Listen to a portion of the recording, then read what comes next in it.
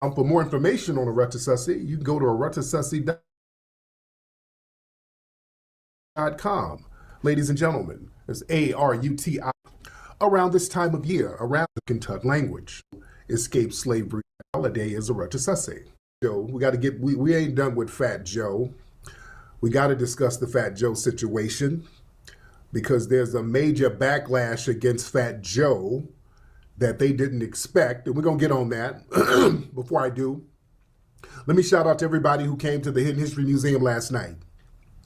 We had a great time last night, great food, great drinks, great mingling. It's always a vibe with the LA family coming out to the museum. Shout out to Dwan B. Dwan B did his thing. Shout out to Henry Coleman, did his thing. Kevin Tate last night. What's up, Nicety? I was looking for you, Nicety. I did not see you last night. Nicety? Oh, we had a good ass time. When we do our events, we have caterers who are local in the community. What's up, Gakuda, the GOAT? Took some major shots at me, TBA. You're promoting his album on the Fat Joe thing, so it was a vibe. What's up, Gakuda, the GOAT?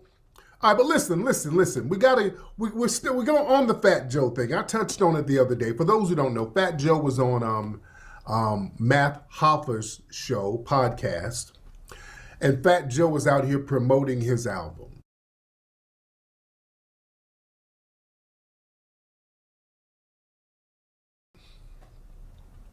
And Fat Joe took some major shots at me, TBA, and just the whole foundational Black American lineage. I want you to be very clear. Fat Joe took a shot at our lineage. Like I said the other night, a lot of them will try to disguise the fact that they're attacking our lineage by creating a make-believe four-wall organization in their minds so that they can attack a make-believe organization and pretend that they're attacking a make-believe organization as a proxy for all of us so that they can try to wither and slither away from responsibility of attacking our lineage. All right? Whenever these people start talking about FBA as a hate group, they're dissing a lineage. They're talking about 43 million people. Don't let them try to lie and pretend that they're talking about some organization that don't exist. There is no organization called FBA. They'll even use me as a proxy. Well, it's Tariq and his leadership, and that's what I don't like.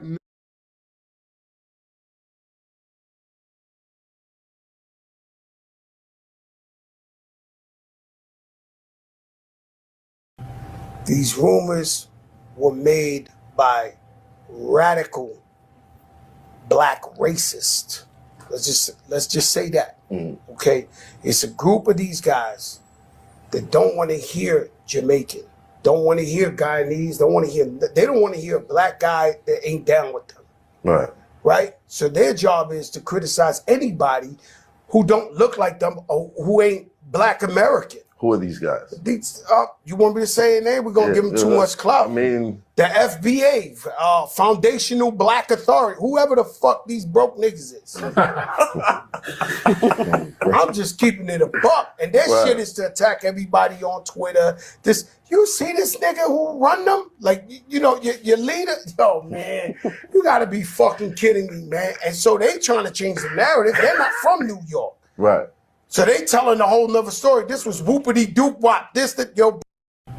These rumors were made by radical Black racists. Let's just say that. Okay? It's a group of these guys. What were the rumors? I missed that part. What were the rumors? They don't want to hear Jamaican. These rumors were made by radical. What are the rumors? He never really clarified that. Because the only issue was the rap. Like, the contribution, what contributions Latinos, well, Puerto Ricans specifically contribute. Actually, the argument is kind of weird because it's all over the place. First, I'm hearing Fat Joe made a statement. He said Puerto Ricans created hip hop 50-50 with black folks. I don't think anybody in the world agrees with that. Okay, so now if he would have said Puerto Ricans helped create hip hop without a percentage, I don't think he would. I mean, he would have got some pushback, but it wouldn't have been like crazy, over exaggerated pushback. I think he got the backlash he got because he said 50-50. That means Puerto Ricans are co-owners to the foundation of hip hop. Like I said, I don't think nobody. Matter of fact, yeah, I like academics breakdown on this better. All right, let me do academics. Hold on. I like academics breakdown better. I know I like academics. It's kind of pissed me off lately, though.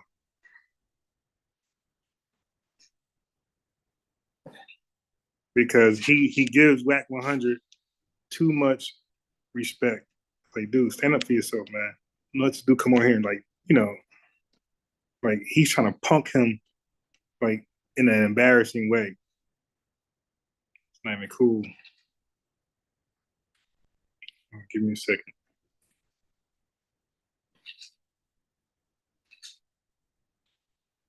I gotta find it.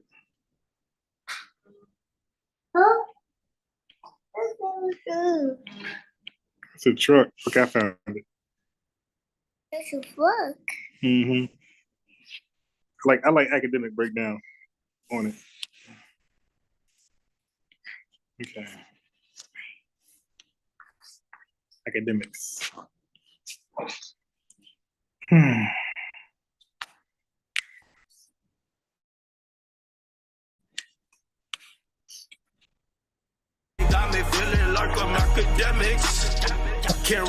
Fat Joe FBA. So let me give you the breakdown real quick, right? So, and yo, Tariq, you my guy. I fuck with you, bro. Like, you know what I mean? Like, you know what's so funny about this FBA movement? You know when they try to box people, like, you know. All right. So when you call it a here's movement, my thing on FBA. If you call it a movement, you're gonna get heavy pushback, because it's not brought into the public as a movement. It's brought into the public as an identification marker, right, of ethnicity or race. No, don't get up here. Go. Sit down and eat. We'll put it back up there. Okay, so if you don't know and you make the mistake, you get some pushback, but it's not OD. So academics calling FBA a movement when he knows that the founders of FBA does not identify as stop, get up. When he knows, like you said, Tariq, his guy, so he knows that Tariq Nasheed does not define FBA as a movement. He defines it as a lineage, no different than Puerto Rican, or the name of a lineage or ethnicity or race, no different than Puerto Rican, Chinese, African American, Zimbabwean. So that's how FBA is defined. Is defined to identify a group of people based on race, ethnicity, or whatever. All right. So when you call it a movement and you know it's not defined as a movement, that is a slight. Okay, so that is a slight. All right. So academics know better. He knows it's not that. Okay, so that's almost as bad as saying hip hop was created between Puerto Ricans and Black Americans, or Black people, period. You can add Jamaicans in there. That's almost saying like Puerto Ricans created hip hop 50-50 with Jamaicans and Black Americans. Like, both will highly resent that. Yeah, I'll give my whole thing. Yeah, bro, we're all Black people. We should celebrate and be inclusive of Black immigrants, just like FBA. So FBAs are foundational Black Americans. Okay, yeah. So I mean, what he just said, that's already been happening. he said, we all black people and we've been inclusive with each other. Jamaicans have been, and Caribbean people, period, has been inviting us to their cookouts. We go and different things. And they come to ours. We go to their barbershops. They come to ours. We go to their restaurants.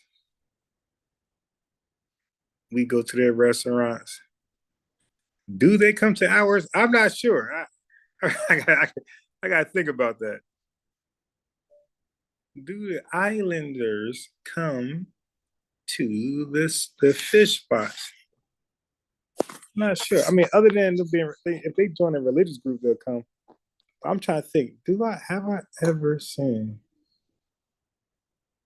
I don't know about that. I gotta ask around. But anyway, for the most part, we enter their world, they enter ours. Which means you could trace your lineage back to slavery within. All right, so why would you call it a movement then? That's the thing. So if you know the definition, like I said he did, why would he call it a movement? Now, this is when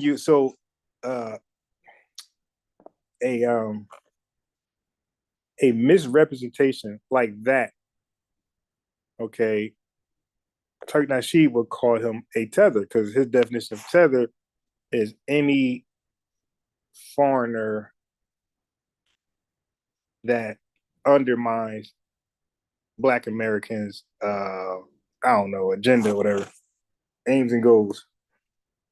So for academics to call, he just fell asleep like that. He just fell asleep like that. So for academics to say it's a movement and then define it as a identity like Black American, like African American, that can be seen as an attempt to undermine it. All right, I got the first time I heard that I didn't catch it, but yeah. So it's either which one, bro. Do you believe it's defined as a movement, or do you believe it's defined as a lineage and a name of the lineage, the people part of that lineage? So you look wishy-washy. The United States, okay, which means your lineage got brought over here by colonizers, damn near, right? Now, obviously, I'm a first generation American. If you don't know, I came over here when I was like 10, right? I was born in Jamaica. Like my whole lineage is in Jamaica. Now I'm a Black guy. Like me accomplishing my goals, I'm glad to wave the flag of saying I'm a Black man doing this in America. For whatever reason, and I don't know if it's because of like this whole like movement to try to get, what do you call it again? Reparations. There's a movement that has separated Black people where it's like, all right, man, all you Negroes who... No. Okay, so now we're going to be real. Okay. So when Trinidadians come over here, they're Black, right? We're all Black. Barbados, people from Barbados, they're Black. St. Croix, they're Black, right? Haiti, they're Black. Jamaicans, they're Black, okay?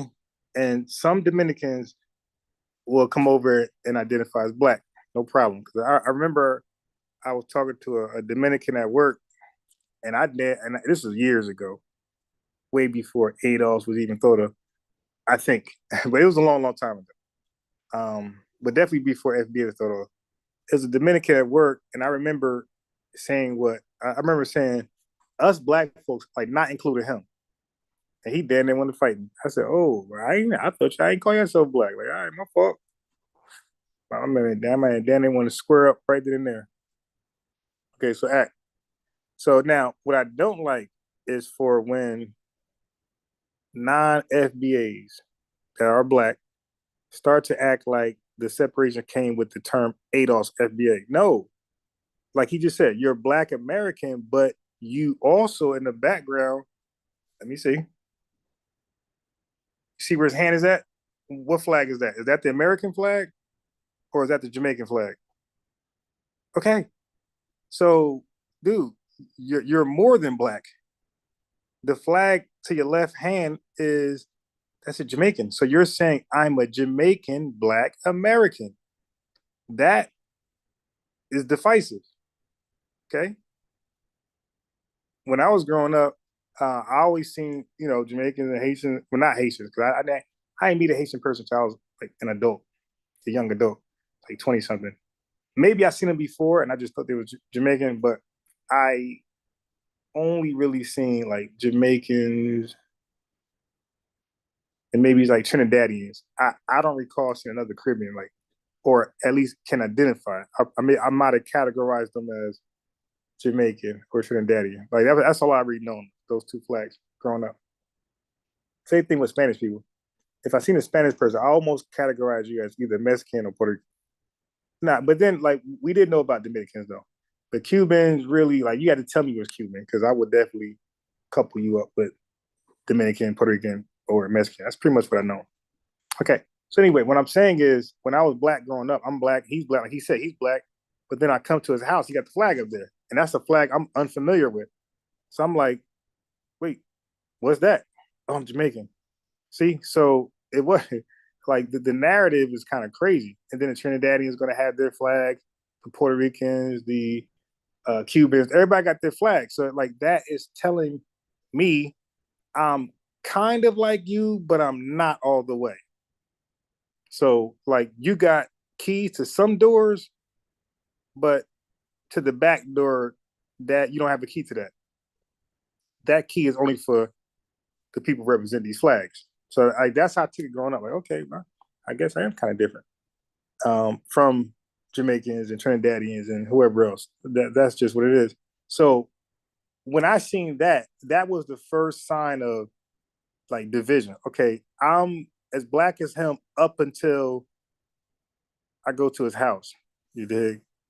I go to his cookout or I go to, a family event, then you're going to see a lot of Jamaicans, whoever, and they're going to speak like their language, which furthermore shuts the door.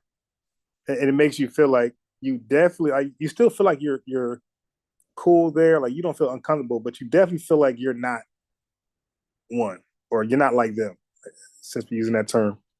You definitely feel like you're not them. The language barrier and the flags and even the music.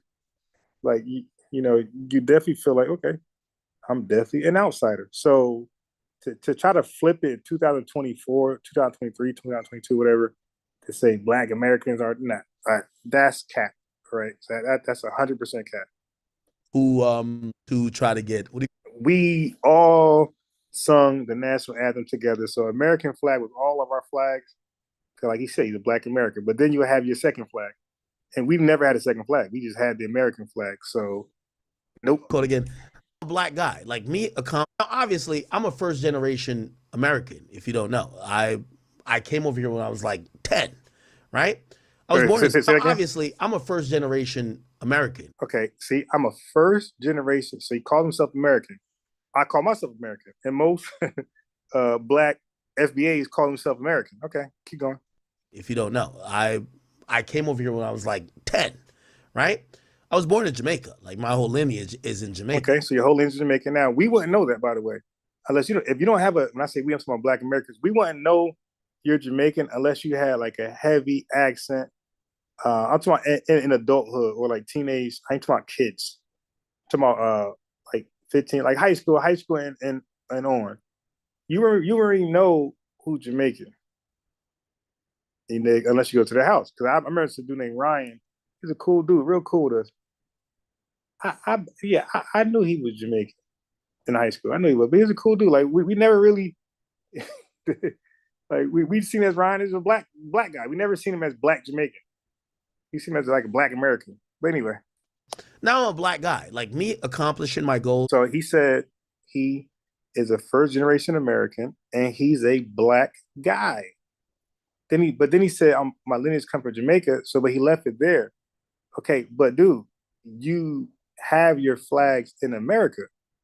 So again, you're first generation American, you're black. Okay, so now if that's all you provided me, I'm gonna look at you as a Black American. Exactly what you just said. First generation American, and you're black, so you're a Black American. You could be FBA. Okay, it's until you show the flag. That's when we know, oh, okay, you're a Jamaican Black American. Okay, so now you are, by revealing the flag, just letting us know that there's a separation because we're not Jamaican. So it's like, okay, it's not a bad thing, but that could be seen as the first sign of division, the flag.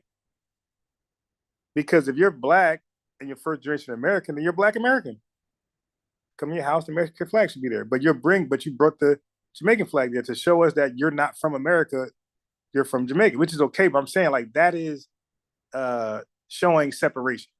Like we're black, we're American, but we're different because I'm from Jamaica. And as a result, this is my flag that I represent me. I'm glad to wave the flag of saying I'm a black man doing this in America. A black man doesn't matter. That's great. And you also are proud to wave your Jamaican flag. So it's like he's leaving things out to make a point, to make a point. For whatever reason, and I don't know if it's because he said for whatever reason, and I don't know if it's for reparations. Okay. Like this whole like movement to try to get, what do you call it again? Reparations. There's a movement that has separated black people where it's like, all right. So the movement separated black people. So this guy is acting like we were all seen as one black American, Jamaicans and everybody from the islands, and even Africans may come over here. Everybody just thought they were one big black American. Dude, you brought your flags and everybody else did. So like we were never a one big black American when you had your flags. We always seen you guys and you seen yourself as black American and the flag, whatever it is, whatever country represents. You were black American and the flag. So like I said, we're just black American. We don't have a separate flag, additional flag. We're just black American. So when you bring that flag, and guess what? You got the Jamaican flag. Let's say a Haitian bring his flag. He's Haitian, black American. And let's say a Trinidadian bring their flag. And let's say like a person from Nigeria bring their flag. Okay, so now we only can identify you guys. Like we only know who you guys are because your flag. If you guys put your flag up, we want to know who is where and who is who. So the first separation is saying, hey, I'm black American, but I'm Nigerian. I'm black American, but I'm Trinidadian. I'm black American, but I'm Jamaican. I'm black American, but I'm Haitian. So we're left like, so I guess we're just black American. So no, it was never we're all black American until the FBA movement. That was over once we started to see the flags. We knew, okay, they're black American, but they're not like us. We're not like them because we don't have a flag like that. If we try to get a flag like that, I don't think that'll be respected. I think if a black American that Jamaicans knew was not Jamaican, I don't think they'll appreciate if we was like to, rep the flag like that. And same go for Trinidadians and whoever else Haitian.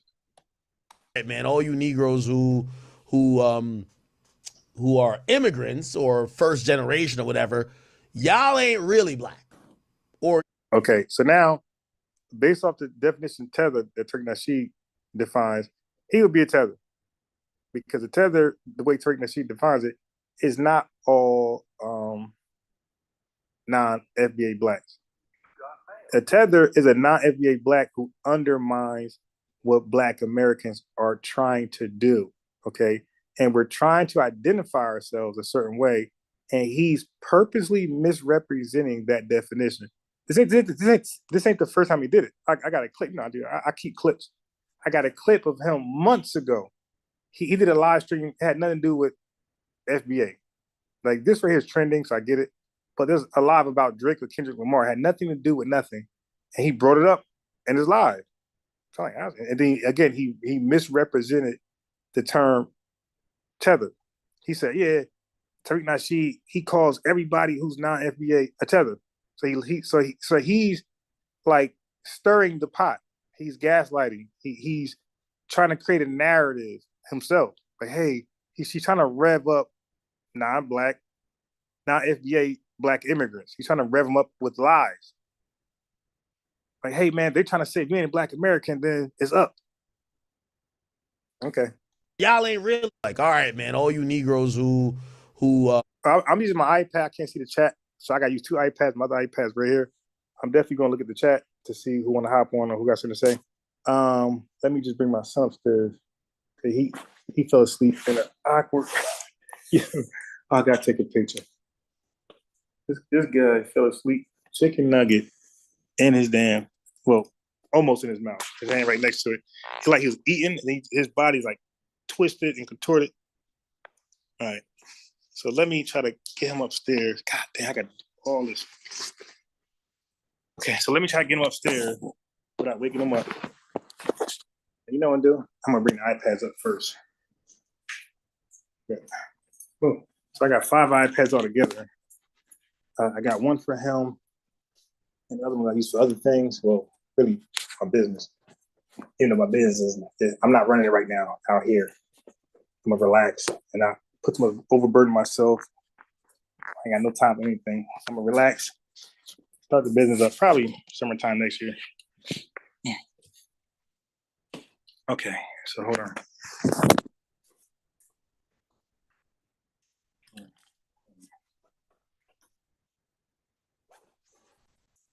Let me just unwind.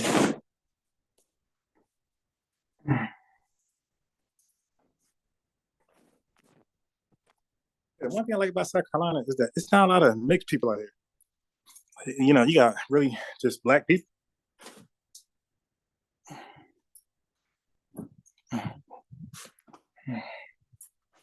All right.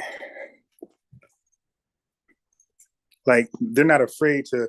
It's like taboo to like date dark-skinned men and women. It's like taboo in black communities, low key. But out here, they ain't. You know, look at Travis Hunter girl, and look at you know, Kendrick. Everybody, nobody. It's like taboo. So out here,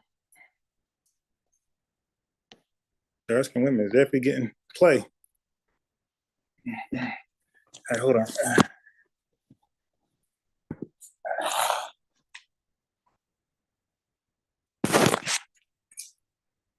Actually, I'm gonna put him to sleep. I'm gonna come back downstairs because I don't want to talk while he's asleep. I got him. I got him. He is not. He will trick you like he's not sleepy. Just now, he just eating, just went right to sleep. I didn't lay him down. If I had to lay him down, he'd have never went to sleep. So I would drive sometimes to make him go to sleep.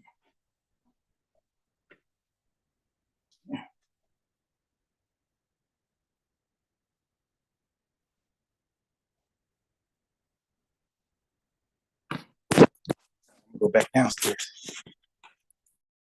All right. Here's my other charger. The only thing bad about going live with these iPads is that they drain quick.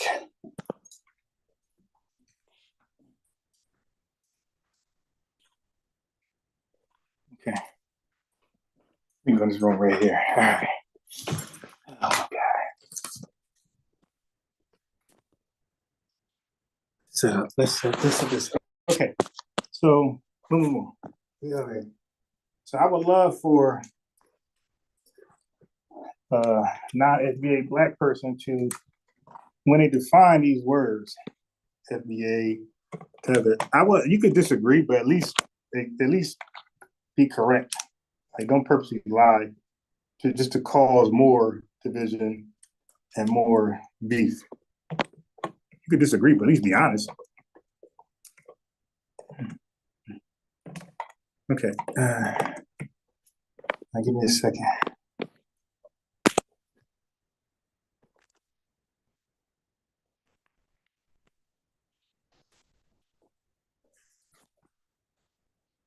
All right. Which one is iPad 9? Okay. Okay, that's that. All right. So I can go there.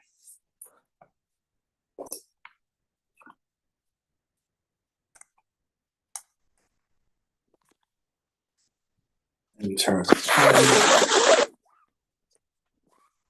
school was closed, so I had to come back home.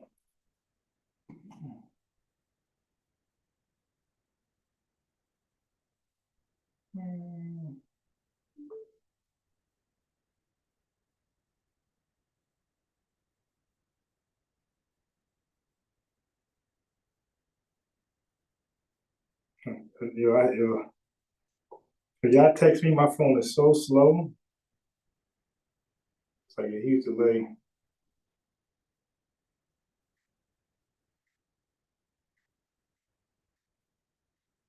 And my phone don't signal. if you text.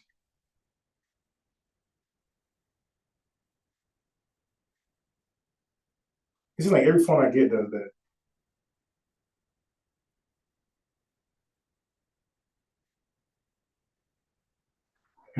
All right.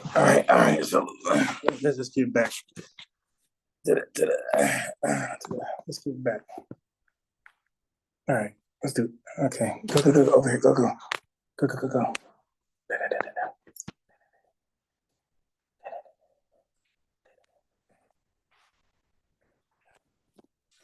Don't get on my damn iPad. You read them comments.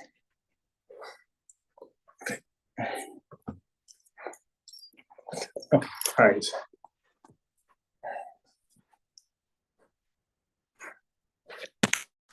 This guy.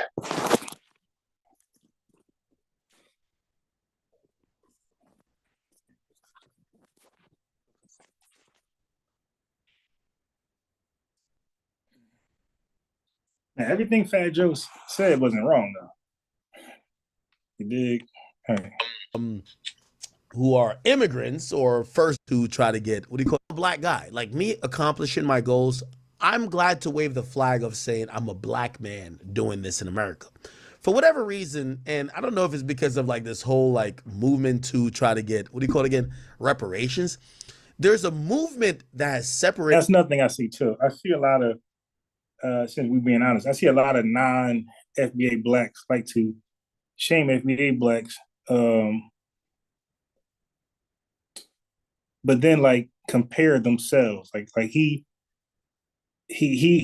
inserted, yeah, I like to wave my American, I'm a black man being successful in America. It's like, dude, like you're a black man who got successful off what people call shitting on FBA, which is a whole Chicago thing. So, and it's, their podcast, Shade Room podcast, I think black immigrants run that, World Star Hip Hop, another one.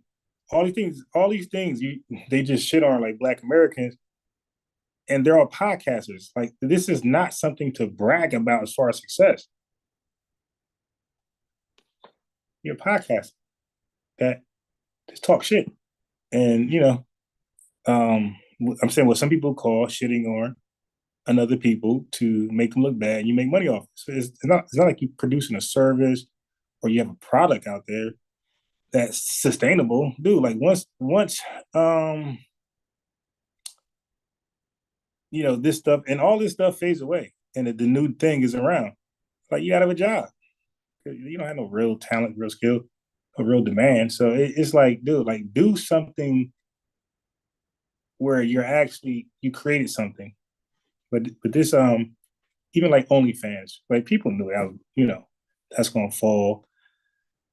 Joe Budden, his podcast, all of them. It's not just him, all of them with the podcast. Like, dude, that's not sustainable. That's almost like being like a NFL player. It's like, dude, after that dries up, what source of income you got to sustain those Lamborghini payments and that damn 5,500 square foot mansion? You dig? 10,000 square foot mansion. That's NFL players. They all go broke because they really believe they're gonna be rich forever and get that check. It's like, nah, dude, you're only getting paid because you're a running back, quarterback, wide receiver, DB, whatever. But once you retire, which a lot of them will tell you, like, yo, damn, what am I gonna do that can produce that NFL, NBA check? It's really nothing. Same thing with podcasts with these deals everybody got. Once it dries up, what can they do outside of the podcasting to produce that podcasting check? It's absolutely nothing. All right. That's why the Dame Dash and those guys go broke. The black people, where it's like, all right, man, all you Negroes who are immigrants or first generation or whatever, y'all ain't really black. Okay, so again, nothing remotely close was ever quoted from Tariq Nasheed to say that.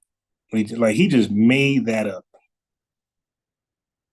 Like he just completely made that up. Yeah, how somebody gonna say y'all not really black?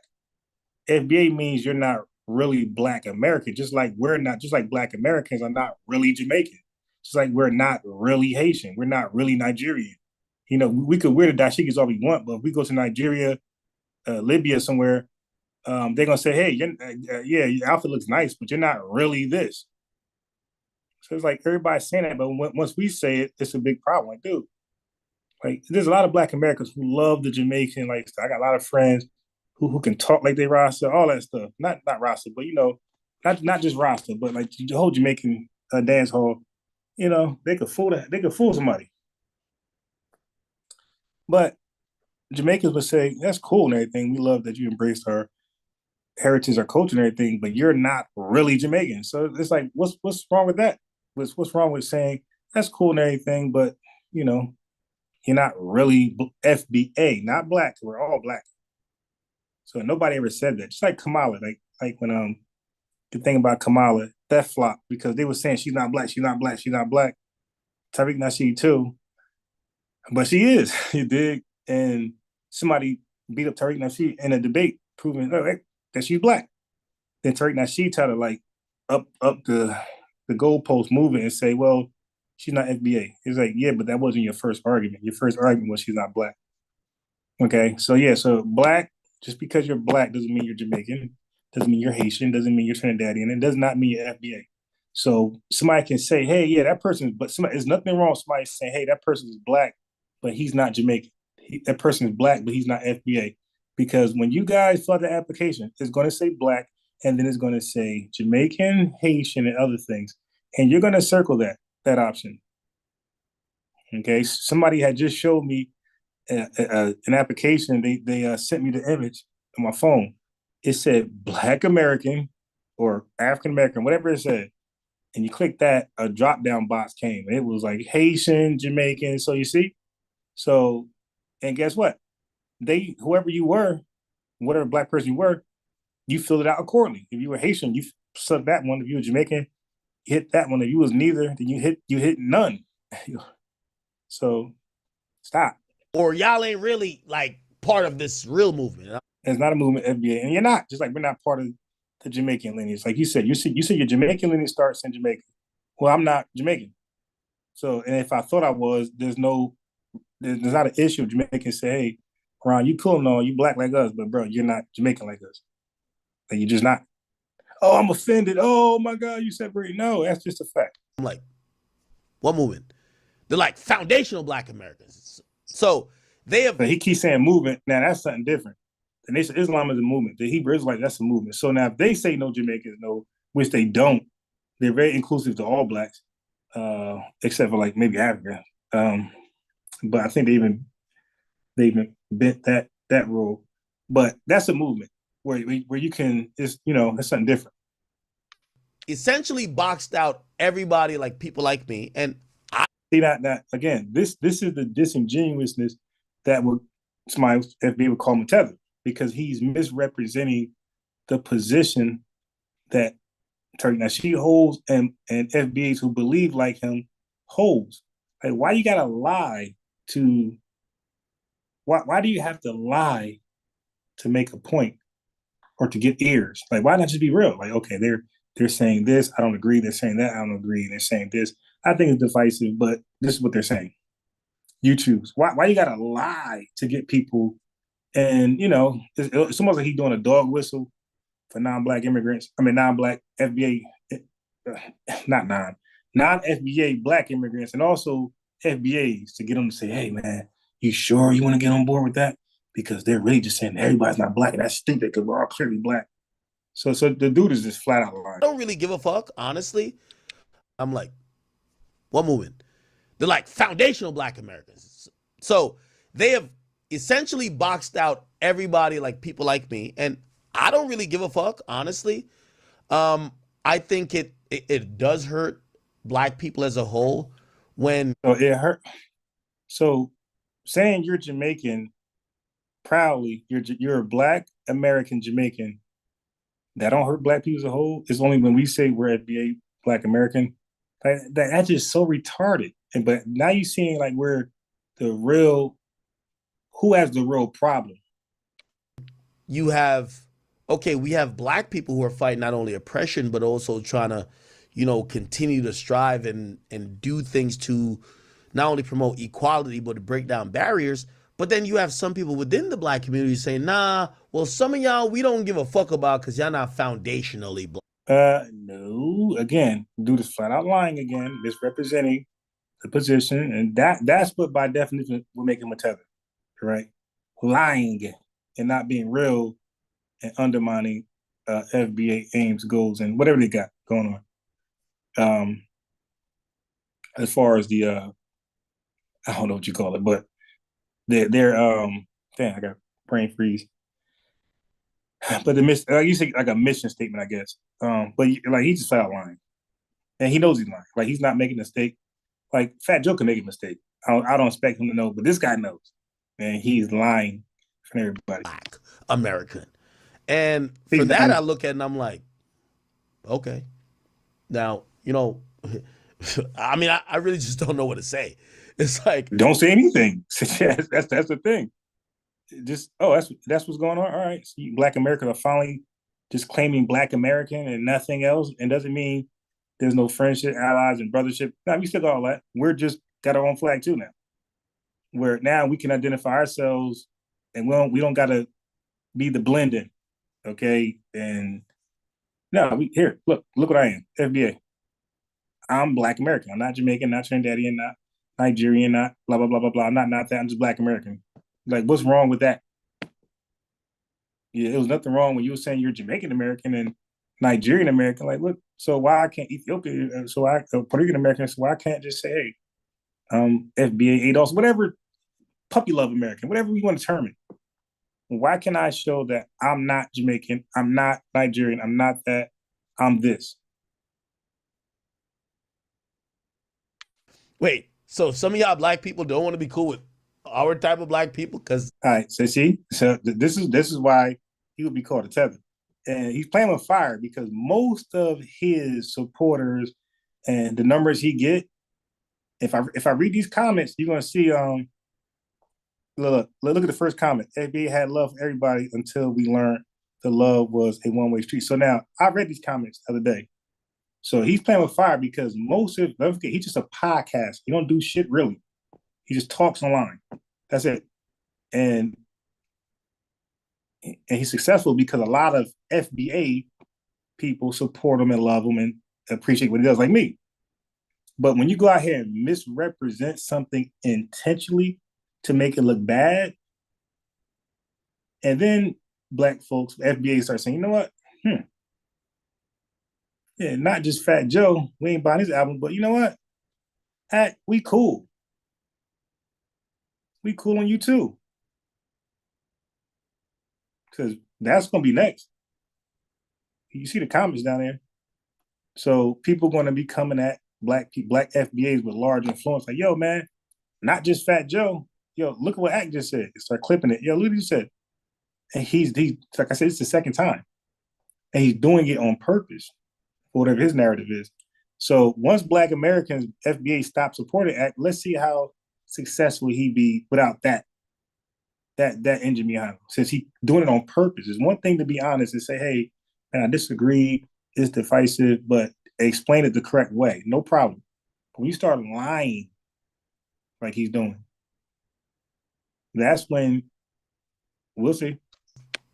You know, I come from Jamaica, which also has a ancestry that's also filled with slavery. You know, it was a colonial and he most likely drunk, but that's no excuse. It was a country that has a colonial past. Like, you know, the people that's on our currency in Jamaica, some of them were slaves that fought against and rebelled against slavery. But whatever, I get it. That's not America. These FBA dudes are saying, nah, fuck y'all. Y'all are tethers or y'all are whatever. They just lied again. No, they'll call you a tether. They'll call you a tether. They'll definitely call you a tether, 100%. Because you fit the definition of a tether. We only care about like the foundationally Black Americans. So now, if that was the case, then why do you have Black American support right now? Well, why are most of your Black American support? Most of your views come from Black Americans. So like, I mean, like he just contradicted himself. But don't worry, his big mouth is gonna get him what he wants. He's gonna have a sit down with somebody. I don't know if it's Joe Budden, I don't know if it's Tariq, Lord Jamal, but he's gonna end up having to sit down with somebody who can really explain the correct way what FBA is and hold him accountable what he said. He's gonna look really dumb. For me, I used to think that was like their way of saying if reparations get given out, we shouldn't get none. I don't give a fuck about no reparations, and I don't know any Jamaicans, and I know a lot of Jamaicans who came over here. We're not here saying give us reparations. But y'all was in our business though. Okay? So it wasn't that you were saying, well, some of y'all were saying give us reparations, but a lot of y'all was definitely saying don't give black people reparations, okay? And that was a lot of the problems. A lot of the problems was when we were seeing like councilmen or people with influence in government, in politics, speaking on behalf of Black Americans when they weren't themselves, and they were saying they were turning down reparations. And then, nah, reparations is not necessary. And then when a backtrack was done on the person who was saying that, it wasn't somebody who would be considered FBA. It was a non-FBA Black immigrant, normally in almost every state saying, no, we don't need reparations. It was normally a non-FBA Black immigrant saying that. So we like, oh, what the? So now, of course, we like, yo, what? Yeah, what y'all got going on? Like, why y'all hating on what we doing? Like, yo, like you said, if it doesn't apply, you don't care, walk away. Like, let us do us. Why are you involved in a negative way? So if y'all just wanted to have the reparations pot, cool. But whatever. Like, I'm still Black, and whether people like Tariq would want to box people like me out the paint, I support him. And I only box you out the paint to let you know what you already admitted, that you are Jamaican, which we agree, and we're saying we're FBA, like we are Black American. We're not Jamaican. We're not Haitian. We're not. But you're saying you're not Haitian. So hold on, let me get this right. So academics can say, as a Jamaican man, or Hussein Bolt, they can say, hey man, I'm Jamaican. I'm not Haitian. I'm not Trinidad. I'm not Nigerian. I'm Jamaican. That's cool. But at FBA, we can't say, hey man, I'm not Jamaican. The same thing. I'm not Haitian. I'm not Nigerian. I'm FBA. If I say that, it's a problem. But if you say it, it's G. I love him, and I love people, everybody that's Black. There's obviously some traditional. We do too. Traditions that are different. There's some cultural slight differences, but at the end of the day, we also got to think about the macro perspective. When we walk outside, they look at me as Black. They look at Tariq as Black, right? All right. So I mean, he's just spun a narrative like a mother, and anybody want the link, I can throw it at you. You dig? Come on here, okay, and tell me if what he's saying is right. Okay, because I've been listening, I've been following the whole time. I just never really gave an opinion because I'm like, like. But now I'm starting to see it's getting a little crazy out here now. It's getting a little crazy out here, and there's a lot of people like him who are misrepresenting FBA talking points and ADOS talking points, and when you do that as a Black, not FBA Black immigrant, that is alarming. On purpose, yeah, that's alarming. So I kind of look at it as a little bit divisive, but I'm not gonna knock him because divisive, but that Jamaican flag over there, and that's not divisive. It's all set. So that Jamaican flag is all inclusive to all Blacks. Hey, press stop. Maybe he has a goal, right? Now, what that has turned into is just like, I don't know. Let's stop. So that Jamaican flag is not divisive. Let's stop. AB says if Caribbean not the culture, then they shouldn't wear braids and dress. That's a island thing. Yeah, I agree. But I don't. But listen, ABC. But here's the thing, though. I don't think a Black American would say we started that. So it's not about. It's okay to borrow. We're all, like you said, we're all Black. It's okay to borrow. Like we were dashikis. So it's okay. And we like a lot of like I like Shaggy songs. So like we like a lot of songs coming from the islands. We like some music coming from like Burna Boy coming from Africa. So it's not like don't touch it because it ain't FBA. We could touch it, we can borrow it, and we can use it to our benefit. We're not saying that.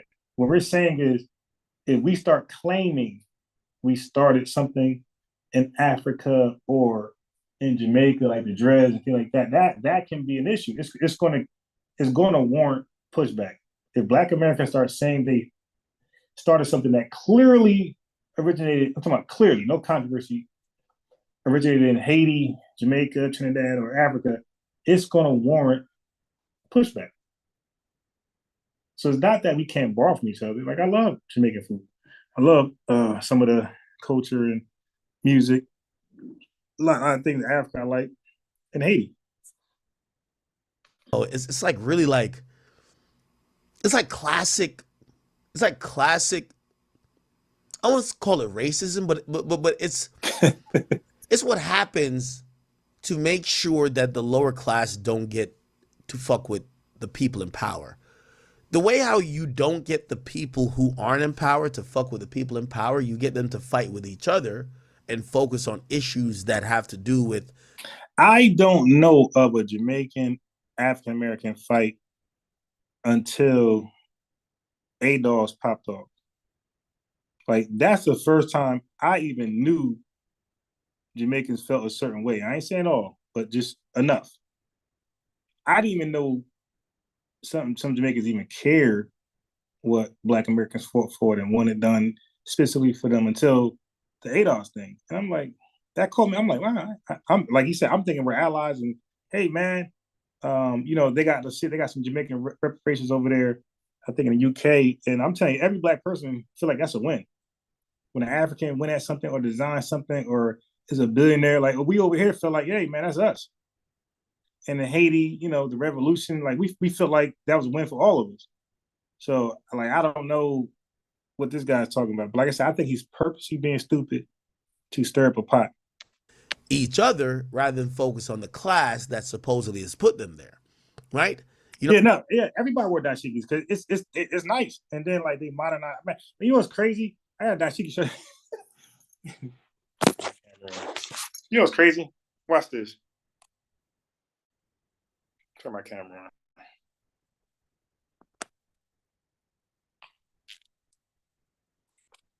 Is my camera on? Dashiki.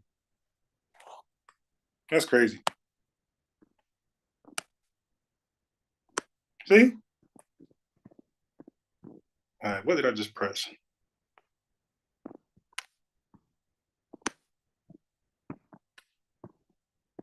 So I got dashiki on right now.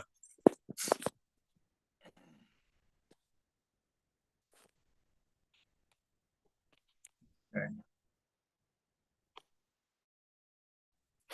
But for act, like I said, the second time I call act blatant line. No, it's like the people who are leading. So what he's talking about is like is just retarded. I got a dashiki shirt on right now as we speak. I like the pattern, and then like we like kind of like, or they kind of modernized it, but they made it like not just dashikis, but they got the imprint on like polo shirts and all type of stuff where you could wear American dress code, but with the dashiki imprint on it. You don't have to be like the whole African style. Because, certain jobs want you still to wear a polo or a button up. So you can't just flat out, you know what I mean? Think or Illuminati or whoever the people in power in the United States, when it comes to people saying, well, this is unfair. You guys are getting A, B, C, and D. And this is why, I hope I'm not being scattered. Now, some of that stuff got kind of pseudo, all right? Some of that stuff, Jamaicans getting this, Black folks ain't getting it. Like, yeah, some of those talking points were pseudo. But again, I'm going to hold you to the same standard as I hold IBM to, right? So IBM will say, let's just call them the small hats. So he'll say, hey, man, the small hats did this. And that's always going to be anti-Semitic. Because you say small hats, that means that's inclusive to all of them. Okay? So I'm like, yo, instead of saying, or Nick Cannon, that's what got him in trouble and everybody else in trouble. Kanye West and whoever else. How about, instead of saying small hats, how about you just name the people involved? Don't condemn the whole race, the whole country. How about don't condemn the whole race and country over 3, 10, 15, 20, 100. How about just call out the people who are involved, the guilty parties, right? That's racist. That's anti-Semitic. Okay. So that's across the board. So when Tariq Nasheed or his followers have some crazy ass, yo, Jamaicans, that's Jamaicans, or this, that, and they're lying, it's pseudo information, why not just call that out? Like, why call out the whole lineage? And act like, and then, or why act like everybody's on board with that? It's like, nah, yo, some of us don't like pseudo stuff, period. Because, Tariq be saying some off the wall stuff. I want to be very concise in what I'm saying. But even like this whole thing about the United Health CEO getting killed, the people who are billionaires in this country, fast forward that. But this FBA movement has turned into, let's separate black people. You're not black enough. All right, that's wrong. But now some FBA people have been discriminatory against black immigrants as supposedly non-FBA. Some of them have been doing that. I've been hearing it for myself, so that's undeniable. But again, you can't, because you got some doing it, doesn't mean everybody's doing it. Okay, but yeah, yes, you do have some FBAs who got a lot of hate within them, got a lot of hatred, and they act like lone wolves, and sometimes it be a few of them. So you do. Like, they'll call you the word tether, and you ain't even do nothing wrong, or they don't even know you've won. They call you one. So yeah, so it does get a little wacky and wild and crazy, but that's not what he's saying. Like, he's being absolute. You aren't the black person who we represent. All right. Well, okay. So I think that's kind of important because, like you said, a lot of black immigrants come over here from different countries, different ages. So I don't believe somebody coming over here at the age of 20 can rightfully represent me. And let's say they came over at 20 years old and now they're 40. So you've been here 20 years or 15 years. I don't think you can rightfully represent me as an American who's been here, father, mother, like all the way down. Like, no, because you don't know a lot about what we experience and what we continue to experience. Like, there's going to be a limitation in your part. And fuck with Tariq a lot, but I can't tell if Tariq is doing that just to create a lane that he completely owns and is completely subservient to his, like, ideas and ideology, or he really, like, that's what he's really standing on, because it doesn't seem to help black people as a whole. Anyway, I say all that to say, by the way, I interviewed Tariq Nasheed. And again, when he's talking all that FBA tether stuff, I don't get offended. Bro, I just don't get offended, right? Okay, so the way tether is like coon, right? But it's specifically only for not FBAs, right? So coon is for, you could say specifically for FBAs, the word coon. So we look at like a sellout to the race, to the lineage as a coon, right? Sambo. Okay, so if we find a black immigrant, not FBA, selling out the lineage, so it's the common denominator. So if an FBA person is selling out who we believe is selling out the lineage, we're going to call them a coon, sambo, terms like that, sell out. Okay, if we find out if that black person is indeed a non-FBA person, but an actual black immigrant, we're not going to call them a coon or a sellout. We're probably going to call them a tether, which is pretty much the same thing. It's just for non-FBAs. So same thing. So, but both parties are selling out but we're just making a distinction. Well, not me, but whoever came with the term, that's what they are doing. They're making a distinction of who's selling out us. Okay, if it's one of us, coon. If it's one of the FBAs, coon. If it's a non-FBA black immigrant, tether. I don't know how beneficial. Okay, I ain't saying it's right or wrong. I'll be saying that. I'm not saying right or wrong. I'm just saying like that's how it's used. I'm giving a proper introduction of it. Like that's how it's used. So what he's saying, he's just lying. It is. Anyway, I know you're probably saying, well, what the fuck got to do with Fat Joe? Apparently he had some comments at Fat Joe. I don't know what he said. Let me see if I can find it. Tariq.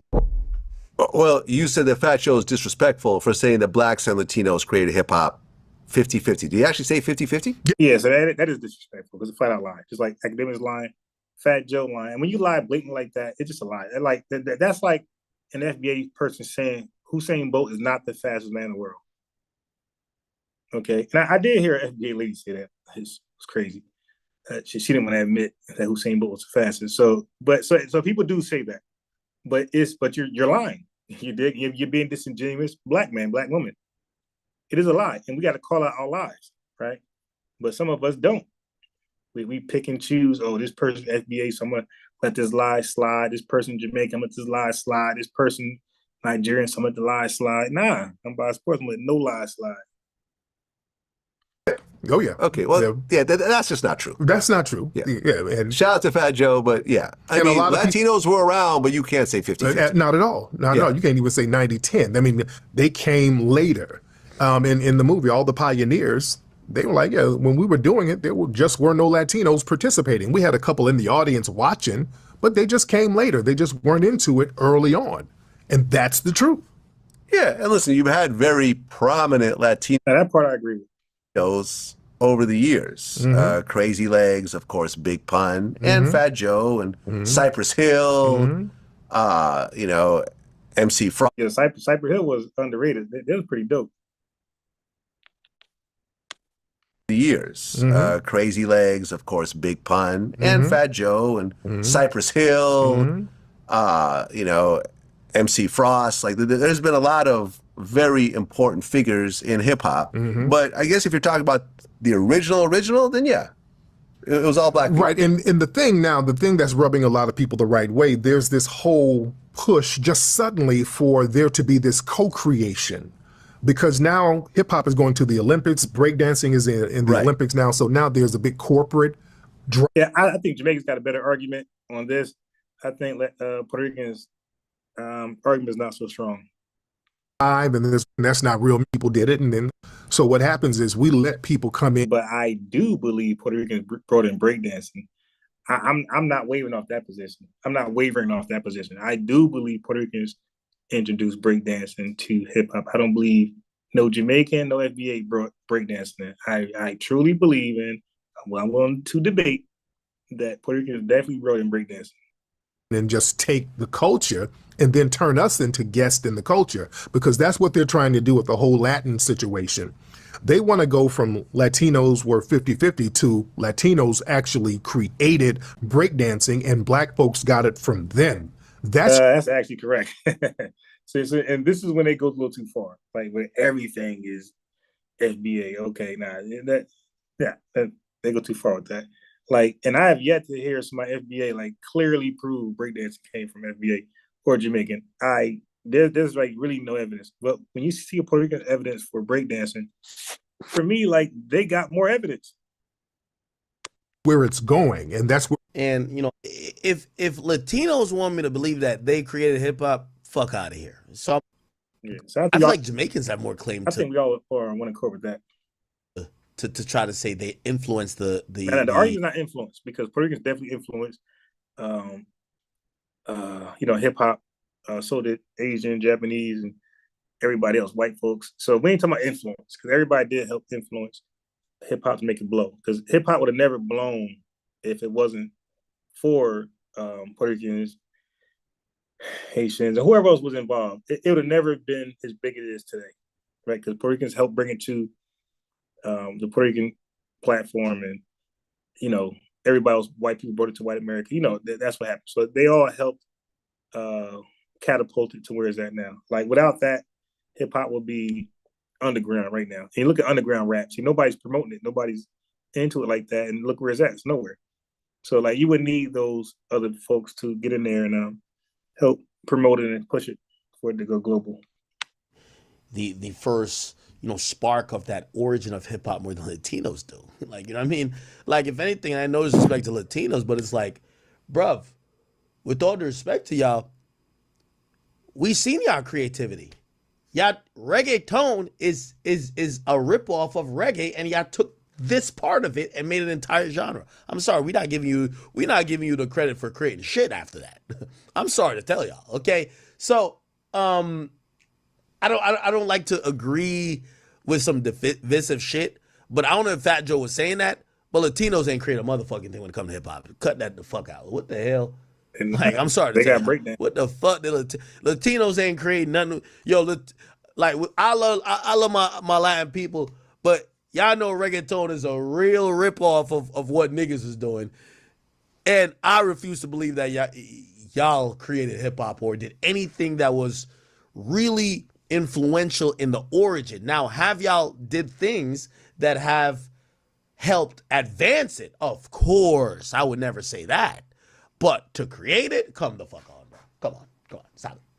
Time out on this and back it up until The whole pattern of the beat, like the core structure. Nigga, reggaeton didn't borrow from reggae? Are you out of your fucking mind? you know the whole pattern of the beat, like the core structure. There's been lawsuits about this. It's based on one song. There's one reggae song that the whole reggaeton subgenre was created using basically the skeleton of that beat. Cut it out. I don't want to sit here and argue with y'all. Okay? Yeah, I mean, it's interesting to break down. Listen, over here and saying they invented reggae and they invented motherfucking hip hop. Stop it. Now, I didn't know that was him making that claim. That's wild. Things in the Olympics. I expect some Authentic and still like back to what it's who. oh yeah, because Black racist. These rumors were So made. I don't know what rumors he's talking about. I mean, like, is he saying the rumor is Puerto Ricans did not create hip hop 50-50? That's not a rumor. So he never like really clarified. He just like talking really. By radical black racists. Now that part I agree with. As I said, everything he said wasn't a lie. So okay, so that part I agree with. But when you couple truth with a lie, nobody's gonna respect the truth that you said. Okay, so the rumor part, I have no idea what you're saying, but I think you were trying to say the rumor was the truth. He's calling the rumor, I believe. But they're definitely radical black racists. That's 100%. Let's just say that. Okay, let me stop it here. Do I believe that Tariq is racist because he's doing this FBA thing? No, it's not that. He's been racist before the FBA. I think that's Jewish people. You would actually be. I don't agree with a lot. Jamaican. Don't want to hear. Fat Joe. Let me keep hearing. Okay, it's a group of these guys that don't want to hear Jamaican. Don't want to hear Guyanese. They don't want to hear a black guy that ain't. Okay, I can agree with that, but that's only as a reaction. That's only as a reaction. I believe a lot of Jamaicans, a lot of Africans, I watch Tariq lives and I watch other lives, and they do, and I see it, and they don't represent the whole country, but I've seen a lot of black immigrants, non-FBA, say some foul stuff about black people for no reason. FBA black folks, they just say it. I seen it. Like and it has nothing to do with Fat Joe, Tariq Nasheed, none of these guys. They got their own platforms. They probably don't even know who Fat Joe or Tariq Nasheed even is. Oh Lord Jamore. These are some African immigrants who just go live and just vent on how terrible FBA people are. Okay, and even though it's not the whole country saying it, but our thing is this. I'm saying FBA thing is this. If you don't call out your coons, y'all all together. Y'all all in this together, basically. We call out our coons. We see some coons acting crazy, we call them out. We need Jamaicans to do that. We need Haitians. We need Trinidadians. We need Africans, Nigerian, whatever you from. We need y'all to call out your coons and resent them. If you don't, then it's up.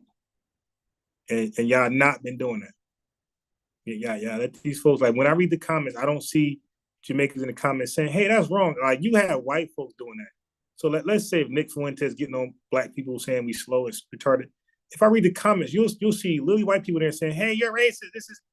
I'm flagging you." You know, like they would defend and they'll call out their coons. But when I see these women and these men that got this heavy hate for FBA blacks, when I read the comments, I don't see their own getting on them. Like, hey man, this is terrible. Shut this down. Block, take this down. I don't see that. And like that's so, you know, you kind of acquiesce in it. Like, she ain't say nothing wrong. That's how that's perceived. The problem with what Fat Joe is saying, I agree with you because I am Jamaican. However, because Tariq Nasheed might have a different outlook on contributions in the United States, or even why maybe a person like me is here, I am black and he is black. That's not racism. Okay, that's not racism at all. Okay, now it's still an issue that's under the right. Again, Their job is to criticize not hating on being black, and that's what I look at racism to be. down with them. Right. Right? So their job is to criticize anybody who don't look like them or who ain't black American. Jamaicans. So I think it did get to that point. Not for everybody, but I think it did get to that point for a large percentage of FBA blacks. I think it did. He's not wrong. I think it did get there. But like I said, it's how did it get there? Like they were gaslighted. Like they seen what they seen. They heard what they heard. Okay, so you got Burna Boy saying like black folks ain't got no history. Somebody said, I don't know. I don't watch these folks. And you got Kai sending, and these guys got huge influences. Okay, you got Kai saying black Americans ain't got something for culture, whatever. So that's what we see. And we don't see, you know, wherever they from, their countrymen, countrywomen speaking out against that. I'm telling you, I know my culture. I know my black Americans. If you don't chastise that, call them out, we see it as, oh, you with them. I mean, like, you know, you think like them. You okay, all right, cool. Hold your own nuts. Like that's kind of, I'm telling you, man. So that's where it's gonna be. It's only gonna get worse. All right. Look just like black Americans. I'm Jamaican. I look like black Americans. I'm sorry. No. Timmy Turner. See, this is where I love Fat Joe, but y'all Puerto Rican and Cuban and Dominican niggas don't. So he didn't say nothing really wrong. He had a couple lies in there, but his assessment on FBA, how they conduct themselves, pretty much accurate. And I don't have a problem with different races. I don't care who you are. I don't have a problem with different races saying the NIGGA were in a endearment culturistic type way. That's just me. I just don't. Okay. And maybe because I'm more integrated when I was in Jersey, I'm more integrated with all these different folks. You just hear regularly. I seen Indians from India call each other that. Like it's just an Indian park. I'm out there just chilling, trying to do my chest thing, and a bunch of Indians playing basketball. Shut up, nigga! Like call themselves that over and over and over and over. Right? But they're into hip hop. I seen white folks do it. I seen Hispanics do it. So like for me, it's not a big deal. I think a lot of that was fake outrage, but I do know some black folks truly have a problem with that. I know some Jamaicans got a problem with that. You know, I know, not just FBA. I know some black folks who really just resent that word. So I always say for, non-black people who use it, you use it with caution because some black folks like me look at it as, hey, man, that's part of the culture. It's part of the hip hop culture. We have a dance, we have a clothing, we have a hairstyle, we have a language, and that NIGGA word is in our language. So if you hip hop, it's all in music. It has a context to it, and if they're hip hop, which Fat Joe is, and they use it, I personally don't see that as an issue. Like I see it as you're speaking in language. You did just that simple. But if you're a non-black person, I'm telling you, use caution because some people, some blacks It triggers them, man. Don't lump yourself in with us Jamaicans. No. That's not what Tariq is saying. He's not. Again, his gripe with people who might be Jamaican or Trinidadian or Haitians isn't that we all look alike. Unless, tell me if Tariq has said otherwise. If he said otherwise, I'll get at him too. But no, that's not his issue.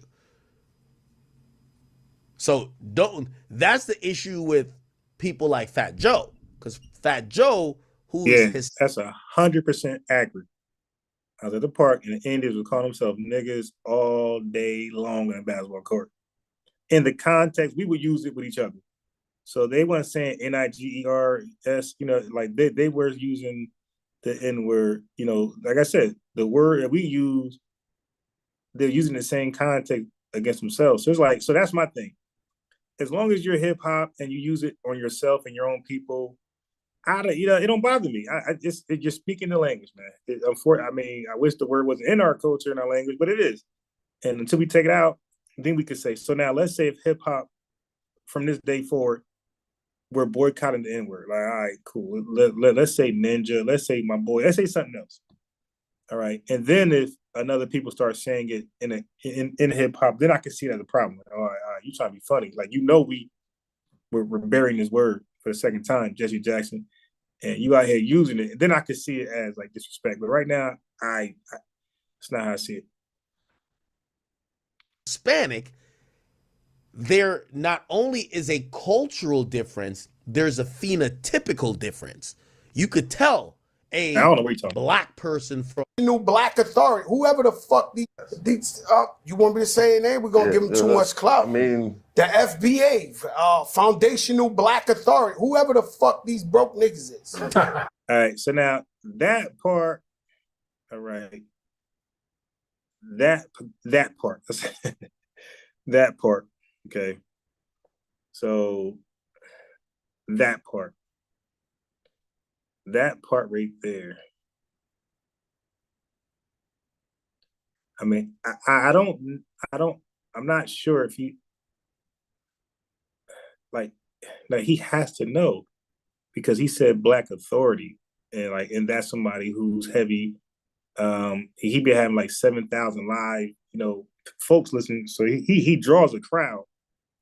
So if you peek your head in the FBA movement, you're going to see Tariq, you're going to see Lord Jamar, and you're definitely going to see the Black Authority. So for him to say that, that means that he understands that black folks are using FBA as a lineage. So when you say FBA broke folks, like, you are literally saying every foundational Black American, every Black American is broke. Like, it's kind of hard for me to see that's not how he said it. So if that's not how he said it, this is the best time to come back and say, hey, man, I didn't really know it was like a lineage thing. I thought it was a movement, a bunch of trolls. Like, this is the best time to come back and do that, because he's so gangster. He tried to leave it like that. And again, you can do that if a lot of your supporters aren't FBA. You can say what you want. You dig? And you know what I mean? You do what you want. But if a lot of these supporters, if a significant amount of your success comes from FBA involvement, yeah, that's not, I can't see business for you being the same afterwards. I'm just keeping it a buck, and that shit is to attack everybody on Twitter. You see this nigga who run them, like, your leader. Yeah, so he's saying, hey, listen, man, I know they saying he 50 Cent N-word. Oh, no. I know black dudes that just can't stop saying, they say it worse to him, that's 50 and 40, that says it. So what he's saying isn't, nah, like he's not, it gets embarrassing. When I'm on the court playing basketball, it's like a mixed crowd, white, Indian, and whoever else. And there's one black guy out there calling everybody the N-word. It's like, this nigga. Like, he's embarrassing me. Like, yo, dude, what are you doing, man? So, they saying it all.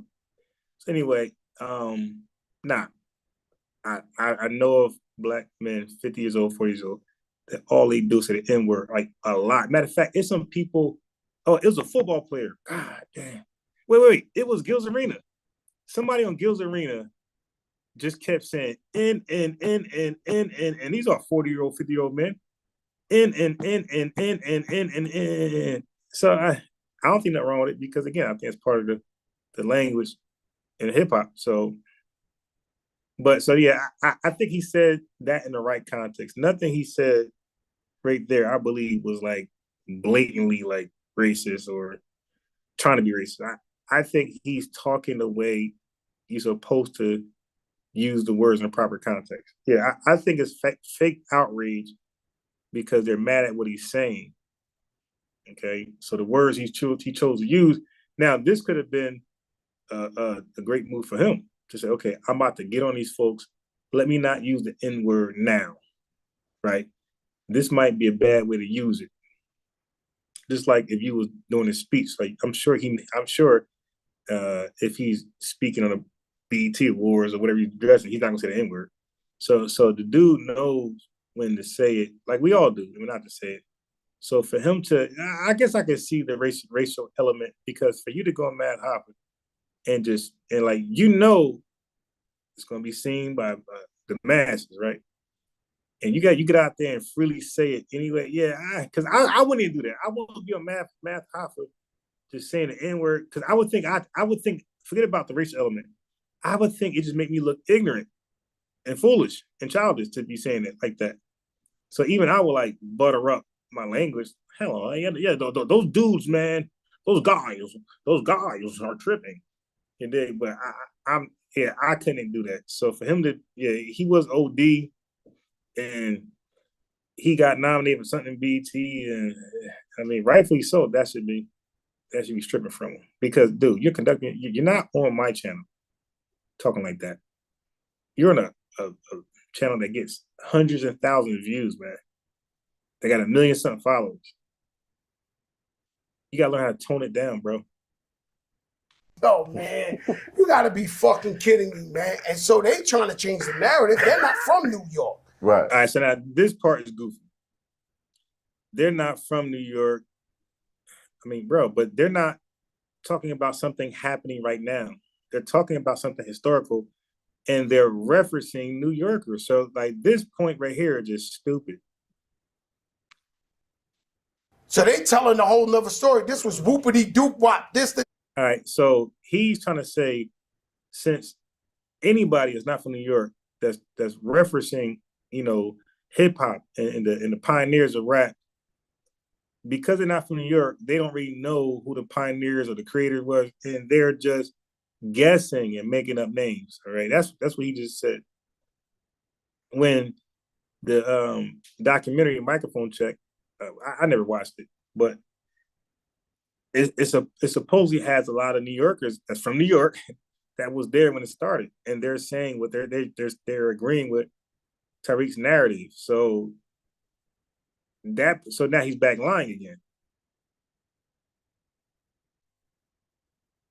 And so I guess yes, all this. I mean, but and Math didn't challenge him. Well, who was there early? Like what Puerto Rican that was there early in the beginning of hip hop? Like the DJing part. Like which one was there early enough?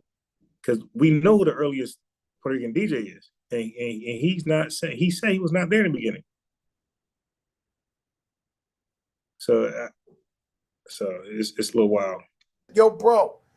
Far as I know, we're at Yankee Stadium right now, and it's hip hop. Yeah, no media training, but I think he does have. No, yeah, you might be right because he is like super OD, like hood. 50th birthday, and the guy who invented it, Grandmaster Flash. My brother carried his crates. My babysitters made up the. Now, what Fat Joe is saying here is definitely factually correct. If we think about the lineage and how hip hop grew over time, it's impossible to say it without also acknowledging the contributions of people who were Latino, right? All the Latinos and Latinas, of course. For me, my only objection is to say that they started it. Like, yeah, of course. Like, Black culture and Latin culture, Latino culture has been really intertwined, especially here in New York. But again, when we look at hip hop as a black art, we ain't gonna give the credit to a motherfucking Puerto Rican nigga to say he started. Just like it's like somebody tell me that reggae was started by a nigga in Puerto Rico. Like, nigga, I'll flip the fuck out, nigga. Used to baby body who ain't with them. So this ain't a popular message. It is, and they running it up. Oh. We gotta giving them too much. So they have a big problem, these guys, right? So they're against anybody who ain't with them. So this ain't a popular message. This ain't what everybody's saying. We might be giving them too much light right here is what I'm trying to tell you. Right. All right. You're talking right. Now, I don't think you are giving them too much light. So that might be another undermining tactic right there. The FBA hashtag is like grown. Like I don't know how many is associated with it, but you're not adding light like Fat Joe. You're not adding light. Math Hoffa show. You're not adding light. Like y'all show's not that big to add that much light. Like y'all didn't contribute to. Oh, you know what? Let me go look up FBA and small percentage. His platform not that big. So there's a small minority to get on them Twitters and they running it up. We got a fucking Looney Tune like your man Lord Jamal, who's a fucking Looney Tune. Mm-hmm. Now this part is funny. Okay, he's a loony bin, right? We just said that the drug of choice is attention. It's this and this and that. They get a guy who he was a legend. He's brand Nubian. Right. And he's the wackest nigga in the crew. Be clear.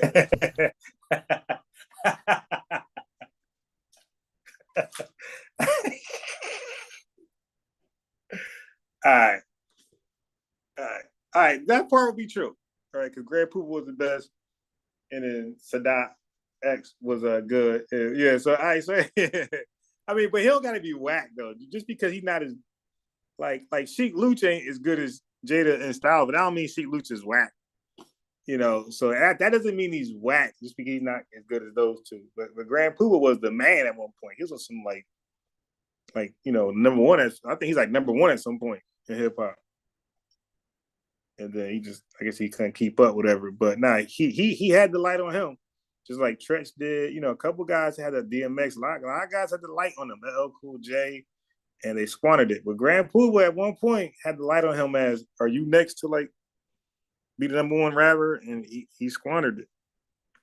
But just because he ain't as good as those two doesn't necessarily mean he's whack. So that was funny.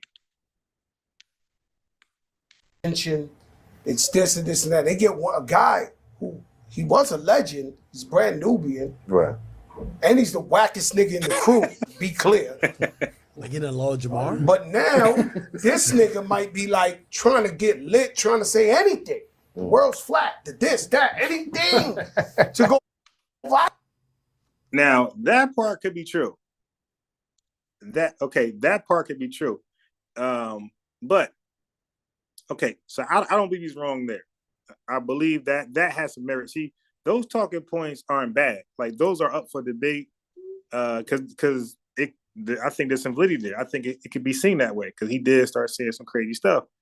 But to get attention, so he might be right there. But everybody says crazy stuff to get attention. Nowadays. So, and then guess what? It turned out that Lord Jamar is entertaining. Like I never could, when he was on Vlad TV, I never thought he was entertaining until these like late outbursts. And then he started interviewing. Then he started showing, I guess he like preserved himself. Like he didn't want to like let the real him out. Like he's trying to be conservative on Vlad TV, these different podcasts. And he was boring. So you got to see the real him. And he like, wow, this guy's he's kind of funny. He's kind of entertaining. All right, well, let me go ahead and keep watching him. That type of thing. So might be some truth there, but it worked for him, but like, yeah. Okay. But he is lonely with this old flat earth stuff. He wanted to debate Neil deGrasse. Like, come on. Hey, yo, if the guy was serious at all, there's a whole bunch of guys out there, a lot of popping YouTube podcasts that are big, hundreds of thousands of views. They call people like Lord Jamar flirts, flat earth flirts.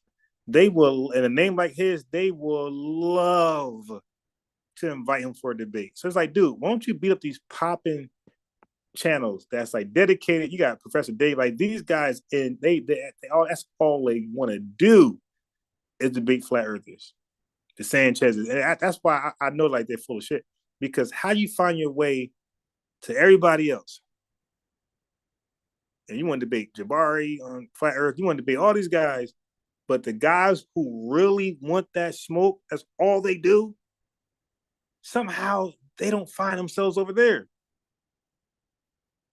Yeah, how's that even possible?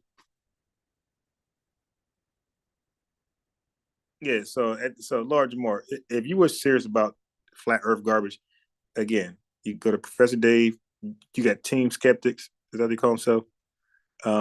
That's known to be, I mean, for like, I don't know how long now, like 6-7 years, I know, debunking flat earthers. So, but it's Team Skeptics. I think they call it Team Skeptics. Yeah, but and they're still doing it because I clicked on one of the things by mistake, and they're still like calling it, like trying to attack the flirts. So that's so Lord Jamar is a little loony, maybe those hallucinogenic.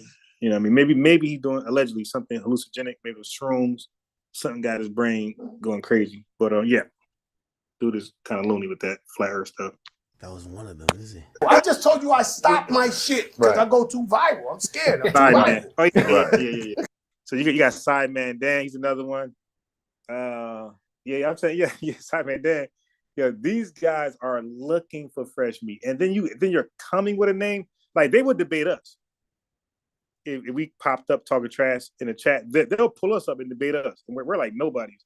They would love to beat up on Kyrie Irving and Lord Jamar. They will love these guys with these names. They will love Sanchez. They will love to beat up on these guys. Man, they might even pay them to like, yo, I give you, a couple hundred, you hop on here, get some donation from their fans. I guarantee you.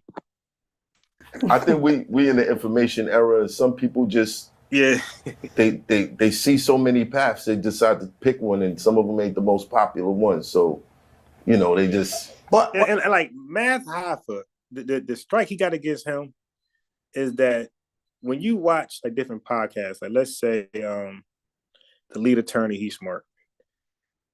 I believe Tasha K's got some intelligence. When you watch Joe Button, smart.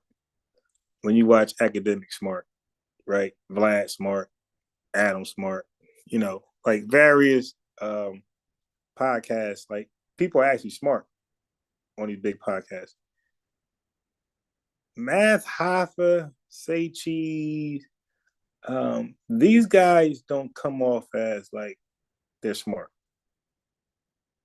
So like Math Hoffa is really like the wrong podcast to have this discussion on. So it's kind of like he cherry picked the right platform. Like Math Hoffa is not really the smartest guy on this platform. Like if you're not talking about hip hop or some goofy stuff, like you try to get serious with him, like he or that other podcast with like the Breakfast Club, like they seem to be decent and know some stuff. So yeah, like Math Hoffa was like probably the best channel to cherry pick and pull this on. Because I think other channels would have got more information out of you and give you a little more pushback. It might have let Tariq Nasheed or somebody call in while he's still there. I'm trying to tell you is that this opinion comes from a tribe. Right.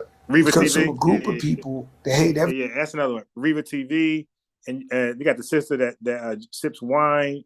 She changed her name though, but she was like a lawyer sipping wine. You got a couple of sisters, and you even got the sister that's like really popping. She's like she's African. She's mixed. She's like African and Black African and I think white, and she got like a huge following. 300,000 hits to each video. Like she's big time. Even she's intelligent.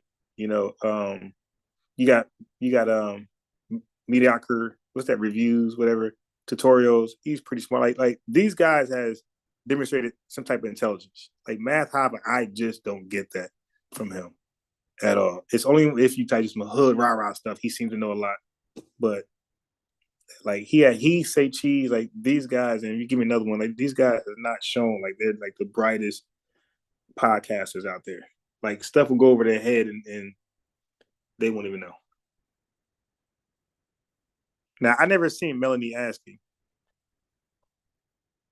I gotta look her up. Wait, is that okay? So now I am subscribed to a bunch of black lawyers. It's funny because all of them are women. Well, I got one. I think lead attorney. Or it's two black lawyers I know, but like I think lead attorney would talk about it, and maybe Reva. I don't think the other ones would. Everybody but them. You know, there's radical Jews, there's radical Catholics, there's radical Puerto Ricans. Right. So he sorts it up on what he mean by radicals. That's why I said kind of like fake outrage also, because he's explaining what he mean by radical. He's not saying every black person is radical, every black American is radical. He's saying, well, he did say every FBA. That was wrong. He should have said some of those FBAs are radical. He should have said that, but he kind of threw the whole lineage under the bus. You know, there's radical anything. If you do enough of that shit, enough of in-house racism. Now, I'll agree with that a little bit. I do think what Tariq is doing is that he's radicalizing some of what people. Yeah, so that part you can say. Okay, so there's some things you can. So now I want to be honest. He was lying earlier, but he won't be honest. So you can say that. You can say that. You won't get the most backlash because some black folks like myself will believe that. Like, he a little radical. He's an alarmist. He's pseudo. You dig? But to sit there and like just use the wrong vocabulary, again, that's like saying the Jews did it. That's going to always be wrong, man, because you're condemning the whole race. Just name the individuals. So now, if you think some of them did it, then you can say, hey, man, some of them, or I believe some of them. But certain phraseologies can be seen as like anti-Semitic, anti-black, anti-homophobe, whatever. You got to just be careful, especially with a big podcast. You got to choose your words wisely. Who are cold. But this is another guy who raps, right? Like no real skill, no real service, no real product. Like these guys like thinking like they're too important. It's like, dude, like you really don't produce anything. Like what's keeping you afloat, man? What's keeping you afloat is your name. Your name is giving you relevance and the people who you associate yourself with. But you really don't run something tangible outside of hip hop that generates the big bag. So when your name becomes irrelevant, it will, and maybe faster now because of your current stance. Like, what is that second source of income check going to do for your livelihood? Probably absolutely nothing. You mean back in the Bronx? Neutral and black are feeling and being radical. It's like there are okay. So you have white people that might be racist. Then you have like a radical group who feel like they have like this pure blood of like white ethnic Europeans that have blue eyes and blonde hair, and they don't even accept other white people, and they feel like everybody else is trying to taint. Because I think you put me on Reba. You're the one that put me on Reba TV. Yeah, I never heard this woman, so I subscribe to her. I'll check her out, see what she got going. And like taint their bloodline. Yeah. I kind of do get that a little bit. I ain't gonna lie, Tariq. Yeah, you be tweaking, bro. You wind up looking at the world fucked up and you can't even move around. Right. You understand? So that's how this shit come about. These guys don't like nobody but them. So hey, fuck that. This guy, well, how could he say this? How could he? So keep in mind, when he's saying these guys, because FBA represents a lineage, not a movement, he's literally condemning the whole lineage. Or he's accusing and also accusing the whole lineage. That's the part that maybe he knows, maybe he doesn't know, but doesn't matter. Like when you're anti-Semitic, you could be knowing or unknowing. You're still anti-Semitic. You still get the backlash of being anti-Semitic. So Who the hell's out here fighting? Oh.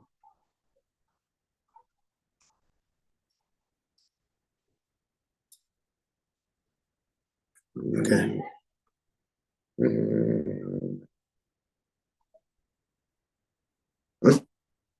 Bro, have you been to my hood? Do you know where I'm from? You know, we did my brother's funerals. More black people than Spanish people at the funeral sitting next to my mother. Do you know where the fuck I'm from? But you trying to tell us. No, it ain't about that. Because you're using, say, that don't matter. Like, for example, I could be welcomed and embraced by Puerto Ricans, and they might have a certain term that they call each other that's really offensive if somebody else say it. Okay. But they might allow me to say it because they embrace me in their thing. But I still got to know this word I'm using is negative. Although I'm able to say it and with no problem, but I still got to know this is a negative word. So I got to really walk in eggshells when I'm speaking to largely Puerto Rican audiences. Like, maybe I don't want to say that word now because I'm not in the streets. I'm on this syndicated or popular. Like, yeah, you got to be intelligent, you know, because if you say it then, yes, you are disrespectful. You know it's negative and it's controversial. Nobody can deny it. The word is controversial. Even in black circles, it's controversial amongst us. Like, black folks get mad when listen. Let me tell you, man. I don't know where y'all been at, but if you call another black guy the same context Fat Joe did, use it, the proper context, right? Hip hop context. Depending on the black guy, especially his age, if he like my age, a little older, you might find yourself in a street fight. Y'all both black. Like the guys like 40 and 50 and 60, yeah, you call them that word, and you're black. And you could be like, shut up, my nigga. That dude might square with you, man. See, black folks, we know this. So that's why some of us we don't know certain people, especially the elders, we definitely ain't saying that thing. You know what I mean? It's not that widely accepted, even in black culture. Like I said, even Jamaicans got a problem with the word. I mean, I've been around Jamaicans who like, nah, we don't do that. Or they'll prep you like, hey man, don't come to my house, but don't say that. You know what I mean? They'll prep you. So that word is not welcome in all black homes. And Fat Joe, and because he's claiming to be around all these black folks, it's really for nothing. Because if you don't know that, then you wasn't really around black folks. Like, you cherry picked the ones you want to be around. So you get when you're in these homes, these real black homes, especially the darker they are.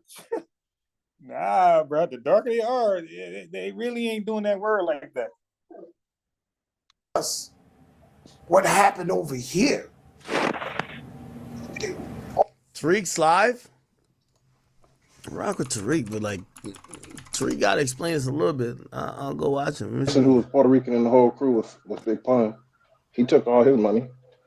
If Tariq's speaking, let me know. All the legends I know, when I go to the legendary shit, they're all black and Puerto Rican. Yeah. And I sit there with them and I'm like, and they don't believe it. They don't understand. They don't understand. Like, that's a lie.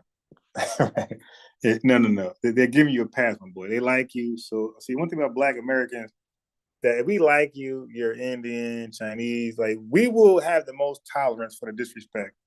We'll have more tolerance than a person from the continent of Africa, Jamaican, Haitian, Trinidadian, and certain other blacks. Like, we will have more tolerance, probably because all the Jim Crow and things like that, the humiliation that we experienced. So we'll have more tolerance.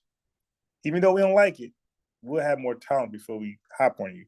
So that don't mean anything. All right. So what he's saying right there doesn't mean anything. Just because a black person, I don't understand it. They're saying that to protect you, bro. To protect your feelings. That's not how they really feel. that talk. They're like, yo, what the fuck is this about? Like, they're confused. Now, one thing I'll say, and I hate to say, but we have to say, if we're talking about Puerto Rico or even the Dominican Republic, these are two countries. And remember, I hate when people try to equate like being Puerto Rican to just being a race, right? Because people in Puerto Rico are different race, creeds, and everything else.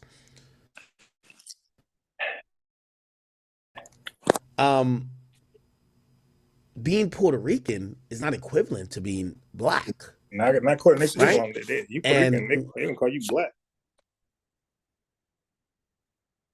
When he's, you know what's really, number one, it's super colorist. It's super colorist. Colorism, I always say, like, you know, in America, we care. He's reading those FBA comments because he did a straight 180, man.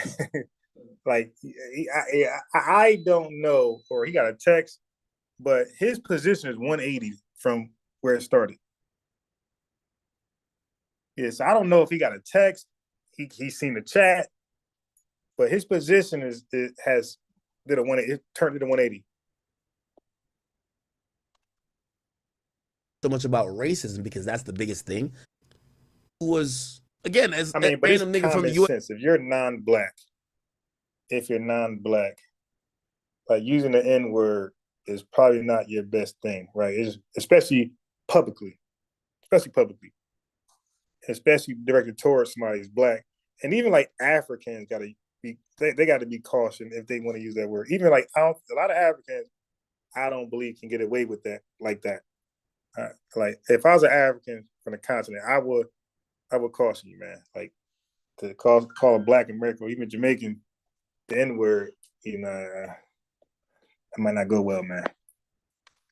Saying that they're the one, nigga, they won't even give credit to, like, obviously there's no, you know, if you really know the history, there's no direct lineage, but nigga, even though he's Hispanic too,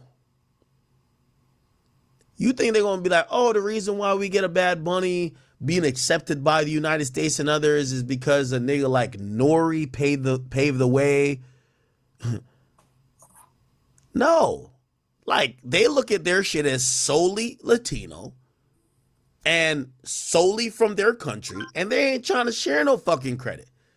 So why the hell, when we talk about hip hop, we gotta be talking about what y'all Puerto Rican niggas did? Let niggas have their shit just like y'all have y'all shit. You know what I mean? Have y'all been influential? Of course. Fuse, the pioneers, the Grandmaster Flashes, the Cool Hercs, the Melly Mel's, they're like, yo, we don't know what the fuck these people talking about. Because they on Twitter and they doing a little something, but I don't know what the fuck these people doing. Like, they're confused. They fucked with the wrong nigga. That's the problem. Fat Joe the wrong one. He always been the wrong one. He the Achilles of the shit. He gonna come out with that. So you remember Achilles, they wait for the nigga, they look, is he coming out? Is he coming out? Achilles run out with the sword. Oh my God! And you know, with all due respect to even Fat Joe, and I know he's, you know, I guess he's Puerto Rican or whatever. Yo, let me tell you this, man. Like, these days, Dominican music is popping. You know, 6ix9ine went down there and he's fucking with all the Dominican like vibes and everything like that. You know, shout out to all the Dominican artists, you know, Rochi and all these other people. Like, shout out to all of them, but like, bro, Dominican Republic is the most racist island, period, my nigga. They share a fucking, like, if Dominican Republic, so, or it's trying to do a compa, African, the fuck one out of here, nigga. No, but like, on some real shit. So, like, I'm sorry. Y'all do the Haitians, I'm sorry. Obviously, he's not Dominican. Dominicans do Haitians crazy. I'm sorry. They do them crazy. And I'm going to be honest with you. Like, I'm a Jamaican. We look like Haitians, bro. If you're African, you look like Haitians. All right, so let's get back, because he doesn't go to, like, the whole breakdown of Jamaican and Haitian, you know, and actually how Dominican Republic has a hatred for Haitians, and what he's letting them know is like, yo, you got a hatred for Haitians, but a lot of Black Americans like Haitians, a lot of Jamaicans like Haitians. So really, you kind of got a problem with all Black people. Retussi season. For more information on the Retussi, is the foundational Black American holiday, ladies and gentlemen, and missions. A lot of, so yeah, we got different colors of the sweaters still. We had a great time last Edwina. It's so nice. I was looking for you, Nicey. I did, Nicey. Oh, we had a good ass time tonight. Yeah, the brother did his thing. That was there. It's very community based, man. We have a lot of people the talent. We have a beloved community man. And just what's up, Gakuda? The Math Hop. Here we go. Math Hop. What's up, Gakuda? The goat. All right, but listen. We're going on the Fat Joe thing. I touched on it the other day. For those who don't know, Fat Joe was on Matt Hoffa's show podcast, and Fat Joe was out here promoting his album. And Fat Joe took some major shots at me, TBA, and just the whole foundational Black American lineage. Yeah, you know what's funny? It seemed like Math Hoffa kind of set this up on Fat Joe. To be honest, like that's how it comes off with me. Hassan Campbell did the same thing. It seems like hold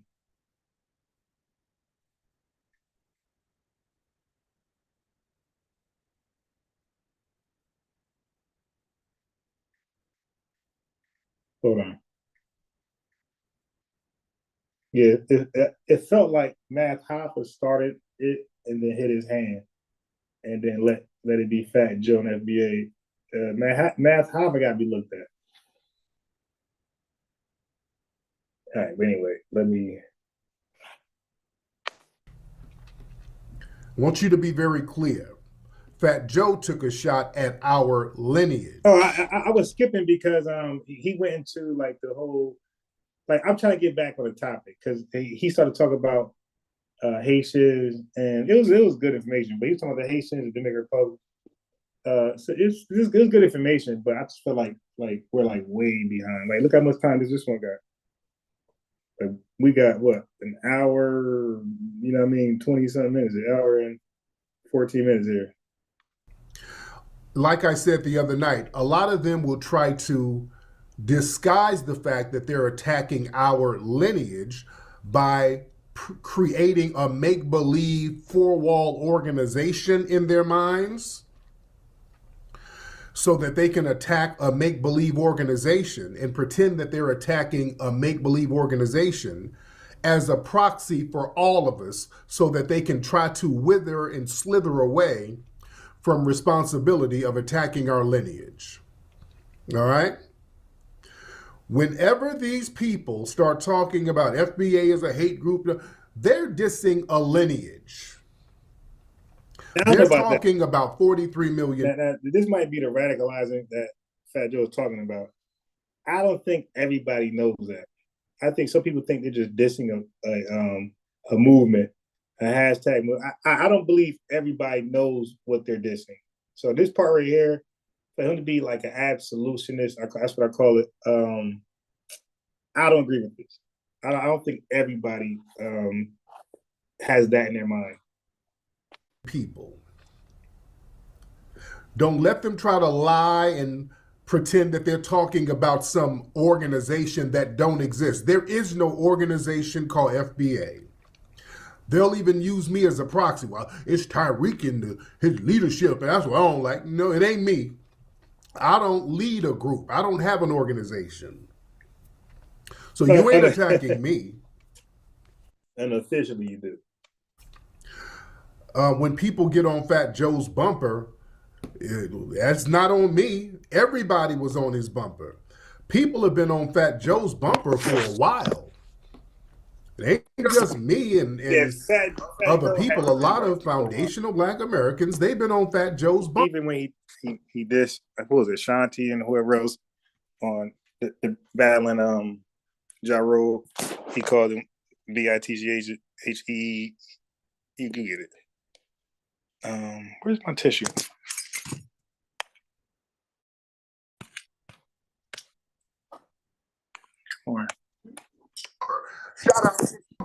Shout out to Star from Star and Buck Wild. Star been getting on Joe for years. He's one of the few New Yorkers that has called him out consistently for all of the little janky stuff that he's into. But yeah, Star's been calling Fat Joe out. So people have been calling Fat Joe. I helped 50 Do I Cent think when Fat 50 Joe was is racist against Black people or FBA? No, I don't believe. I do think he's wild, but I don't believe he's anti-Black people or FBA. Like, there's not enough proof for that. I don't believe he is. I just think he's wild and out of control. You dig? He thinks he can say what he want to say, but I don't believe he's actually racist against black people in general, or even FBAs more specifically. I don't. He hasn't really had that thing, and that Math Hoffa thing wasn't it. Okay. And Joe back in the day. So people have been calling Joe out. So stop with all that hate grouping and stop it. That's all cap. That's all I don't cap. think so. But let me play the clip. Nah, we're going to discuss it because he all right. Whoever the family. When was Fat Joe's last hit record? A record that really charted. When was his last hit record? If he's giving us this clout, when was Joe's last hit record? And when was the last record he did that charted where he didn't have a feature, where somebody's holding his hand, particularly a foundational Black American? That's a great point. This man has a lot of foundational Black Americans propping up his career. R. Kelly, Nelly, I can kind of Lil Wayne, not as big as his Ja Rule, Ashanti. But feature. Yeah. So yeah, the clout. Okay, all right. He's giving us clout. Okay, all right. No shit. I'm trying to be scholarly, not shady, but let's talk facts here. The FBA from whoever the that part because that's very pivotal. Let me go back. I'm not interested. We've already seen it twice. Hold on. The FBA is the attack trying to change. This was that's the other part that's kind of edited with the profanity. So he's taking a shot at me. And a lot of people felt the way about some of the caca and kikiing in the background. A lot of people felt that the was way cool. about that. All right. So some people did feel a little way. The way FBA used cooning, whoever's FBA there, that was cooning. The way we use tethering, if you were a Black immigrant, we would call that tethering. Yes, so because we felt like that's like selling, that I was doing too much. That laughing at him, disrespecting like Black people, that's always supposed to be taboo. Like a non-Black person overly criticizing a Black person, that's always going to be taboo. And even if, like, I don't agree with Billy Carson, I don't agree with Young Pharaoh, but for a non-Black person to be overly criticism or overly criticizing them two, where I feel like you kind of like stretching that to all Black people, yeah, that'll hit a certain way. About that. All right. Let me, where's the clip? Because I got a whole bunch of clips here. Hold on, let me go back to mine. There we go. All right, let me go to the edited clip where he started talking about Lord Jamar. Hold on. All right. Yeah, but I don't think he really said anything wrong about Lord Jamar. I think what he said was how I felt. I felt like Lord Jamar, yeah, he was saying things for clickbait, and it worked. And he is a loony. Like he's radical. He's 100% radical, and his 5%, man. So like that's all in him. Yeah, so he's definitely radical. He ain't say nothing. He ain't say nothing wrong about. Lord. The only thing he said was wrong, and you can't even say wrong. It was opinionated. He believed that Lord Jamar was the wackest in his crew. I think he used the wrong term because that was like a shot. It's like you can say that, but you're kind of capping because I think Lord Jamar and Fat Joe is like lyrically the same. So it's like if Fat Joe is whack, then Lord Jamar is too. I mean, if Lord Jamar is whack, then Fat Joe is too. I don't think there's a big separation in lyrics. I think the only difference is content. Fat Joe rapped about the streets and Lord Jamar rapped about everything else. But like lyrically wise, I think they're on the same level. So if people could say he was the wackest in Terror Squad, like we know Big Pum's better than him, but some can say, damn, what's my boy? Cuban Links is better than him. You know what I mean? Like Cuban Links did have a better swag. You know what I mean? His voice is better. So, because I like Cuban Links, or Cuban Link. in the group. Tell me what you want from me. Tell me what you need from me, cause you got it in mind. Dame besos en mi cuello y quítate todo. Tell me if your body in my casa and I got a spot that remata. It's getting hotter. Dame besos en mi pecho y quítate pantalón. Let me fit your body in my casa and I got a spot that remata. It's getting hotter. Like that's terrible. I had that album. That's Terror Squad. So, and that was not, I think that was Cuban. That was not Fat Joe with lyrics I remember. Because yeah, Tony Sunshine. So yeah, Tony Sunshine was better than Tony Sunshine did a dope song with Tretch. So yeah, so Tony and Big Pun loved Tony Sunshine. So yeah, Tony Sunshine was better than, in my opinion, better than Fat Joe. Big Pun was better than Fat Joe, and Cuban Link was better than Fat Joe. So he could have been the wackest, and but I never thought Fat Joe was whack. So just because he's not better than those three doesn't mean he's the wackest in the group. It just means those three people were pretty dope. Shots, right? So they're against anybody who ain't with them. So this ain't a popular message. This ain't what everybody's saying. We might be giving them too much light right here. It is a popular message. We are delineating. Yeah, and we're not letting people take credit for stuff that we did or created. That's what I'm trying to tell you. Right. So there's a small minority to get on them Twitters and they running it up. We got a Looney Tune, like your man Lord Jamal. I agree. Looney Tune. Mm-hmm. Okay, he's a loony bin, right? We just said that the drug of choice is attention.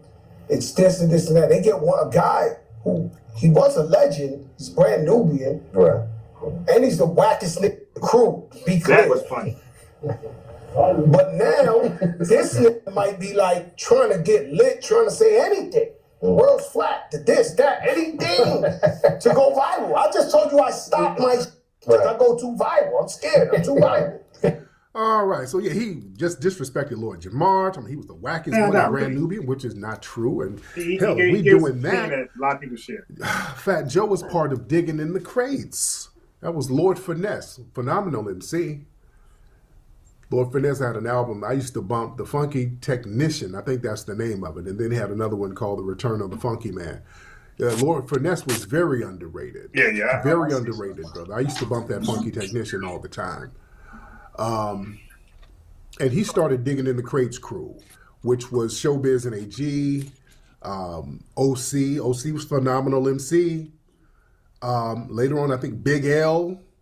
Y'all know Big L was a beast. And then they put Fat Joe in there. Was Pun part of Digging in the Crates? Yeah, Diamond D. Come on. OC? Big L? Yeah, Lord Finesse was nice. Yeah, I'm old school. Yeah, I used to bump Lord Finesse. Lord Finesse was nice. Big Pun had flow. Big L? Big L was a problem. Yeah. Hoffa definitely started something. So what happened? Yeah, you compare Big L to Pun wasn't in. Okay, he wasn't in Digging in the Crates. Okay, there we go. Okay, he wasn't in Digging in the Crates. He came late. And to be really real, Fat Joe, like I said, like at his height, he was like the same level as Lord Jamar lyrically, but Fat Joe, it took him a while to get like that. Fat Joe, when he first started, was like a 6'9". Yo, Fat Joe, when he first started rapping, was like 6'9". He was rapping on the same level as 6'9", just yelling, "Yo, from the Bronx, what y'all want to do? What y'all want? I'ma come through with the skillet. You see what I'm doing? Do you dig it?" like he was just yelling like 6'9". It took a while for him to get better. Like hanging out with Big Pun, signing Big Pun, and trying to keep up with Big Pun is like helped his lyrics grow. So, but Lord Jamar always rapped the way he rapped. So Fat Joe, like you could say he leveled up at some point to catch up to Lord Jamar. He wasn't always decent. He was horrible when he first started. He just a fat 6'9". Okay. But yeah, Big L and you had Lord Finesse, Big L, and OC. Big L was the next one up.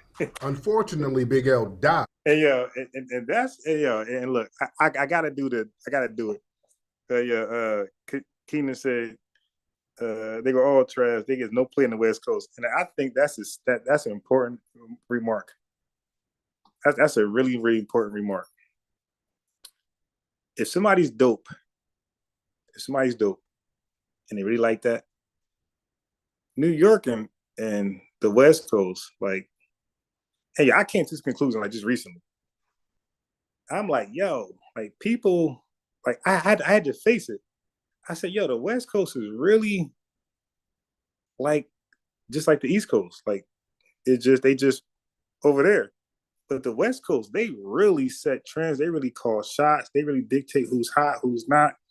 Like the West Coasters, and they're very, very influential. They dig. And that's why rappers, like East Coast rappers, they got to go to the West Coast at some point. And West Coast rappers got to come to the East Coast.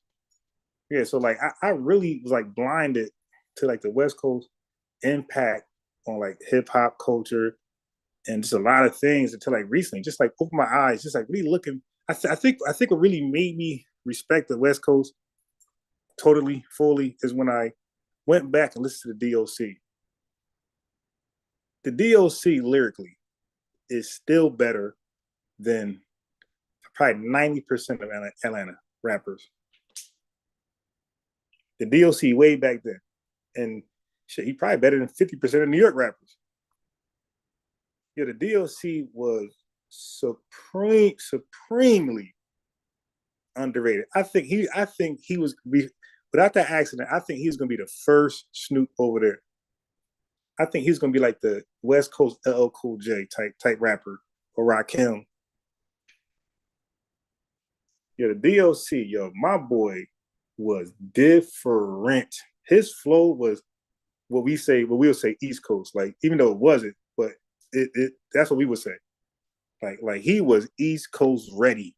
His flow, he could easily survive on the East Coast, just like Snoop did. He could easily survive on the East Coast with his flow. That dude was very clear, very articulate, word game, demanding. You dig?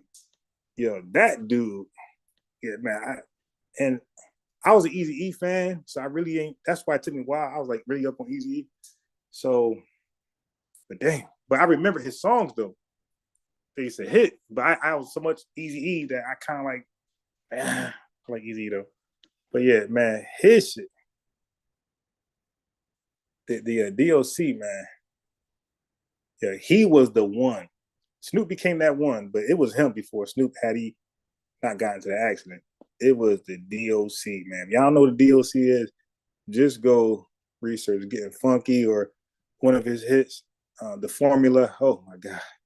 And he had Dr. J as his music engineer. He had Eazy-E as his song producer, like legends.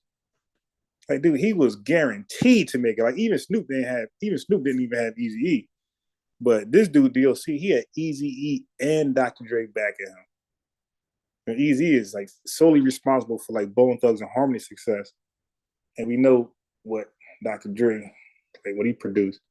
So DOC behind with that guy, DOC, who Eazy and Dr. Dre's behind, yeah, there's no way he's gonna fail. Like he's gonna be a West Coast star that's gonna definitely merge everywhere else and be a star everywhere else. Yeah, yo, he from Texas? Oh, all right. So I got to give Texas some credit then. All right, because yo, that dude was, I'm telling you, that dude was gonna be big. He's gonna be the first Snoop Dogg. Dope on the West Coast, and then dope everywhere else. Like kind of like you got Snoop, then you got Pac. I think Nipsey was on his way. Nipsey was underrated. Nipsey was on his way. He didn't get the right pushing because Nipsey should have been there. Because I didn't know about. I seen Nipsey. I heard about him because of Tariq Nasheed, but I didn't know his music until he died. But he should have been like backed. He should have been pumped more. I'm surprised Cali let him just like hold his own and realize, hey, yeah, we got one. Because Nipsey, he had to look too. Nipsey could have been after Snoop and Tupac. To hold that torch. But the DOC, I'm telling you, man, the DOC is that guy. This dude had it. Yeah, I just recently played this song, and I love that beat. The doom doom, the doom doom, doom doom, the doom doom. Yeah, that beat was always. That beat was always. Is that what Is that the beat that that they sampled with Kendrick Lamar? I'm not sure. I might be chasing, but that beat was that beat. I always love that beat. Doom doom, the doom doom. It's Compton. It's Compton. Yeah, that shit was hard. All right. Anyway, let's keep it going. It's getting funky. It's getting yo. That was a master perfect song, bro. That's it. Yeah, the form was crazy too, man. He had some stuff. I just wish he never got in that car. I remember my brother. See, my oldest brother's more on him. I was more on Eazy-E, but my oldest brother's more on him. He was like more. I'm into like other stuff. My brother knew that was the guy. Like my brother's usually up on stuff before me, so like especially like hip hop. So he definitely knew that nah you like Eazy? No, this is the guy. And I'm just stuck in my own tunnel like nah Eazy-E. Okay, so but it because I heard those songs from him like yo listen to this one man that shit is hard. That is dope. But Eazy-E, man, Eazy-E. You know, when I'm stuck, I'm stuck. He got somebody off them. But Big L was a problem. Joe wasn't on their level. Nah, not that time. Like if we're gonna talk about Fat Joe was not. He was like a 6'9". Like yo, y'all can just Google Fat Joe early records without Big Pun. He was the first. He was like the first 6'9". He was just yelling. He ain't even rhyming and shit.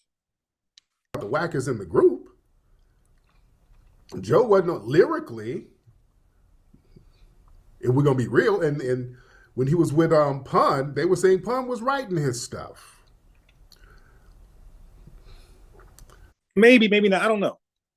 Maybe because like I said, he did his lyrics did when they went back and forth. What was that song? Deep Cover. Yeah, like that was it. Deep Cover.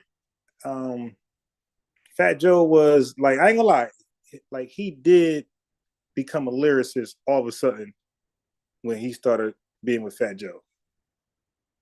So I guess Fat Joe. I mean, I guess Big Pun's son can tell the story, but if not, we'll probably never know. All right. So yeah, that's a very interesting diss. Talking about the wackest in the group, and no, I mean, yeah, Fat Joe is jumping out the window. But here's the thing, family. Shout out to everybody in here. Here's the thing, ladies and gentlemen, with Fat Joe, and why after this interview, there was a massive backlash against Fat Joe. A lot of people felt a way about it. This started going viral all over the place because he's dissing a lineage. He's not dissing some fringe group or some organization or some people on Twitter. And that's what I'm saying. Some people don't know that. Some people think they're just dissing the hashtag. So Tariq is like extra, saying everybody has the same agenda. He's extra. But I do believe Fat Joe know what he was doing, that he was dissing the lineage. And he went to like low key act like he's dissing a hashtag. I do believe that. I do believe Fat Joe had ill will. But not everybody else that be dissing FBA. I don't believe that they know that they're dissing like a whole lineage. I think they know they're dissing just supporters of Tariq and maybe Lord Jamar. Dissing a lineage, because that's what foundational Black American is. It's a lineage. If you're talking about me, you're talking about a lineage, because I don't have an organization. There is no organization or group called Foundational Black Americans. Never has been. It's only a lineage, and that's what you're attacking. And people see it for what it is. Also, because we have a massive delineation movement, just Fat Joe sitting up there, a white Latino using the N-word over and over again, and he's in a room full of Caribbeans. Our brother Math Hoffa, he's Caribbean. From what I understand, many of the other gentlemen in the room were Caribbean, and a lot of people felt a certain way about that too. They felt like, okay, these guys are kind of cock-con and kikiing when this white Latino is talking greasy. in a room full of Caribbeans, which is what a lot of people from our lineage has been saying. There's a lot of little secret vitriol there. You understand? And the backlash got so bad, our brother Math Hoffa had to take that video down. He had to take it down. Hey, which one? I missed that. Which one? Secret vitriol was talking greasy. I understand many of the other gentlemen in the room were Caribbean, and a lot of people felt a certain way about that too. They felt like, okay, these guys are kind of cock-con and kikiing when this white Latino is talking greasy in a room full of Caribbeans, which is what a lot of people from our lineage has been saying. There's a lot of little secret vitriol there. You understand? And the backlash got so bad, our brother Math Hoffa had to take that video down. He had to take it down. So let me say, let me repeat that. Like for example, like I'm sitting here saying Tariq Nasheed goes overboard, and he does radicalize his followers. So I'm admitting.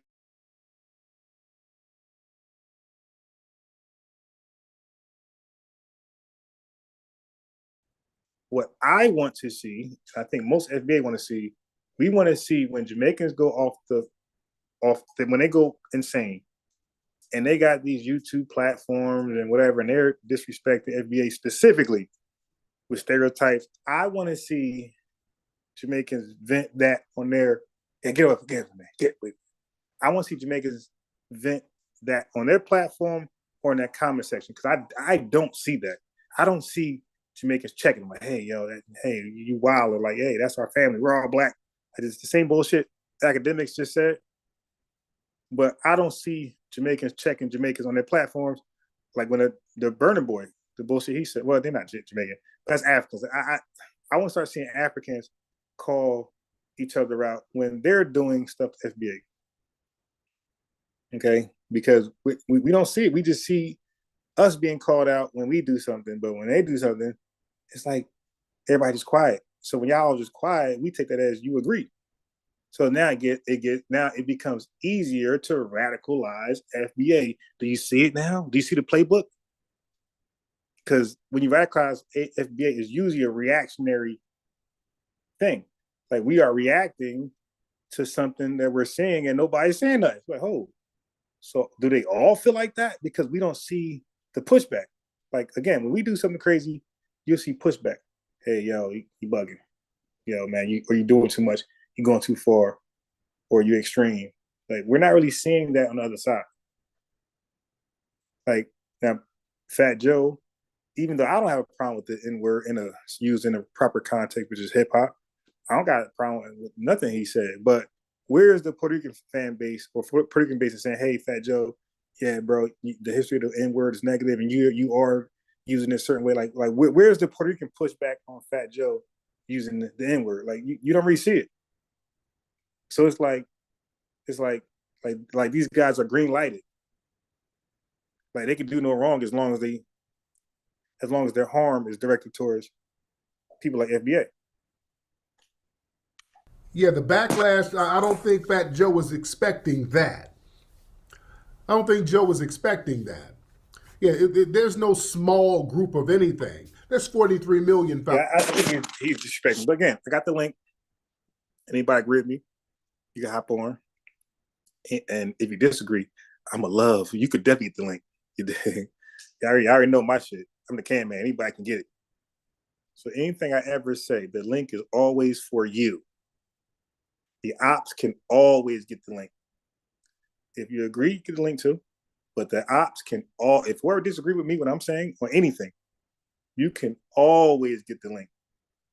Foundational Black Americans, and they kind of feel a certain way about the actions of a white Latino who's running around here trying to pull rank among Black people. After you've been eating on foundational Black American culture. So like I said, even though I agree with the FBA hashtag, the attempt to identify Black Americans, that doesn't mean I agree with the rhetoric that follows it. Okay? That doesn't mean I agree with the rhetoric that follows it. Right? I agree with the concept, but some of the rhetoric, some of the finger pointing and lies, I would call those out. I just want to see it from the other side. Like when your people start, because I've been watching the videos, and these are lone wolves. I'm not going to be pseudo and point to the whole country, like some of y'all doing with FBA. But I can go to these videos. We got a lot of Africans, it's usually women, got a lot of nasty things to say about Black Americans. Not Jamaicans, not Haitians, not Trinidadians, Black Americans. I got some videos of Haitians, Jamaicans, not Haitians, Jamaicans going in on Black Americans specifically, and we're lazy, all the white supremacist talking points. I don't ever share those, by the way. I never share those. I can do a Lord Jamar thing and click, look, get attention and get more views. I get on average 6-7 people watching my debates, whatever. But I can be a goofball and try to go viral and hey, look, and race bait. I can do that. I don't. I never show those videos because I know one person don't represent a country, or not even 10 people, 15 people, or even 100 people. That's why I don't do that. That's pseudo. But a couple FBA people do something crazy, and you guys paint the picture on FBA people across the board. It's like, yo, what we doing? Because I'm a rules type of guy. I follow the rule. Like, hey, what we doing? What's the rules here? Is that the rules? 10 people do it. All y'all do it. Is that the rules? Or do 10 people do it and we call those 10 people out? Like, yo, how we doing this? Because I want to play by the rules. For this long.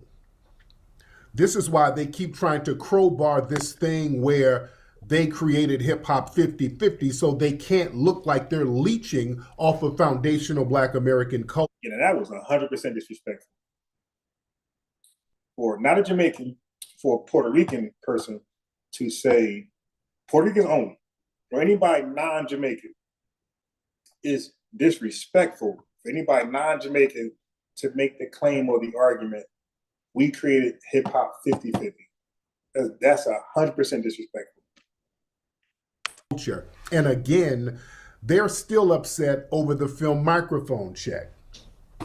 The movie Microphone Check shut down a lot of those lies. The movie Microphone Check cleared. I never watched Microphone Check. I probably never will because I just don't believe it'll be 100% honest. I think it's going to have a narrative. I think they're disregarding some things, some creations from Puerto Ricans, some influences from Puerto Ricans.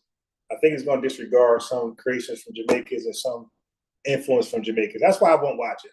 I don't believe they're going to give Jamaicans and Puerto Ricans their credit in what they did create, what they did help influence. I don't believe the document's going to highlight that side. That's why I'm not going to watch it. I want it to be truthful. I don't believe it's 100% truthful. Even though I'm not watching it, I just don't believe because I know him, and I don't think he's going to be truthful on that. Up a lot of lies and rumors, and they cannot sit here and try to use you, Tariq, y'all ain't from New York. It's a New York thing. You say if you ain't. Yeah, that argument was stupid. If you're saying right now in New York, that's a better point. Like Cali could say right now in Cali or ATL or Texas or Louisiana, Mississippi, Missouri, whatever, South Carolina. If y'all say right now you don't know, yeah, that's a fair argument. You got to be there right now. But if you're saying historically you don't know, that's stupid because history can be read. It can be played. People, it's history. You don't got to be there in history. You can read the shit from people who were there, right, sharing their thoughts. So history, you don't got to be there. You have to get the full impact, yes, at some point, but we know based on history. None of us been to Kemet 2,000 years ago, but we all, okay, so stop. From New York, you can't speak on it. We got a film full of New Yorkers, particularly people from the Bronx, particularly the people who were the pioneers, who were there at the beginning, who told the truth about the beginning of hip hop, and it was not 50-50. And I'm saying Puerto Ricans definitely created breakdancing. Right? Anybody Jamaican or American Black FBA created breakdancing. That was a Puerto Rican invention. People deny it. Lord Jamar will deny it to a degree, but no, I think he got right denied it too. But there are some pioneers that give it, hey man, maybe, but they definitely did. The Puerto Ricans definitely invented breakdancing. It wasn't 50-50. Now, we got to understand Fat Joe. People have accused him of being a pathological liar. A lot of these non-FBA people who come from these Caribbean and African backgrounds, unfortunately, lying is kind of a standard. You know what's crazy? Like a lot of, like even this who created hip hop. This is not a big talking point amongst like FBAs and Jamaicans. Like this ain't even like at least from what I experienced, this ain't even a big discussion.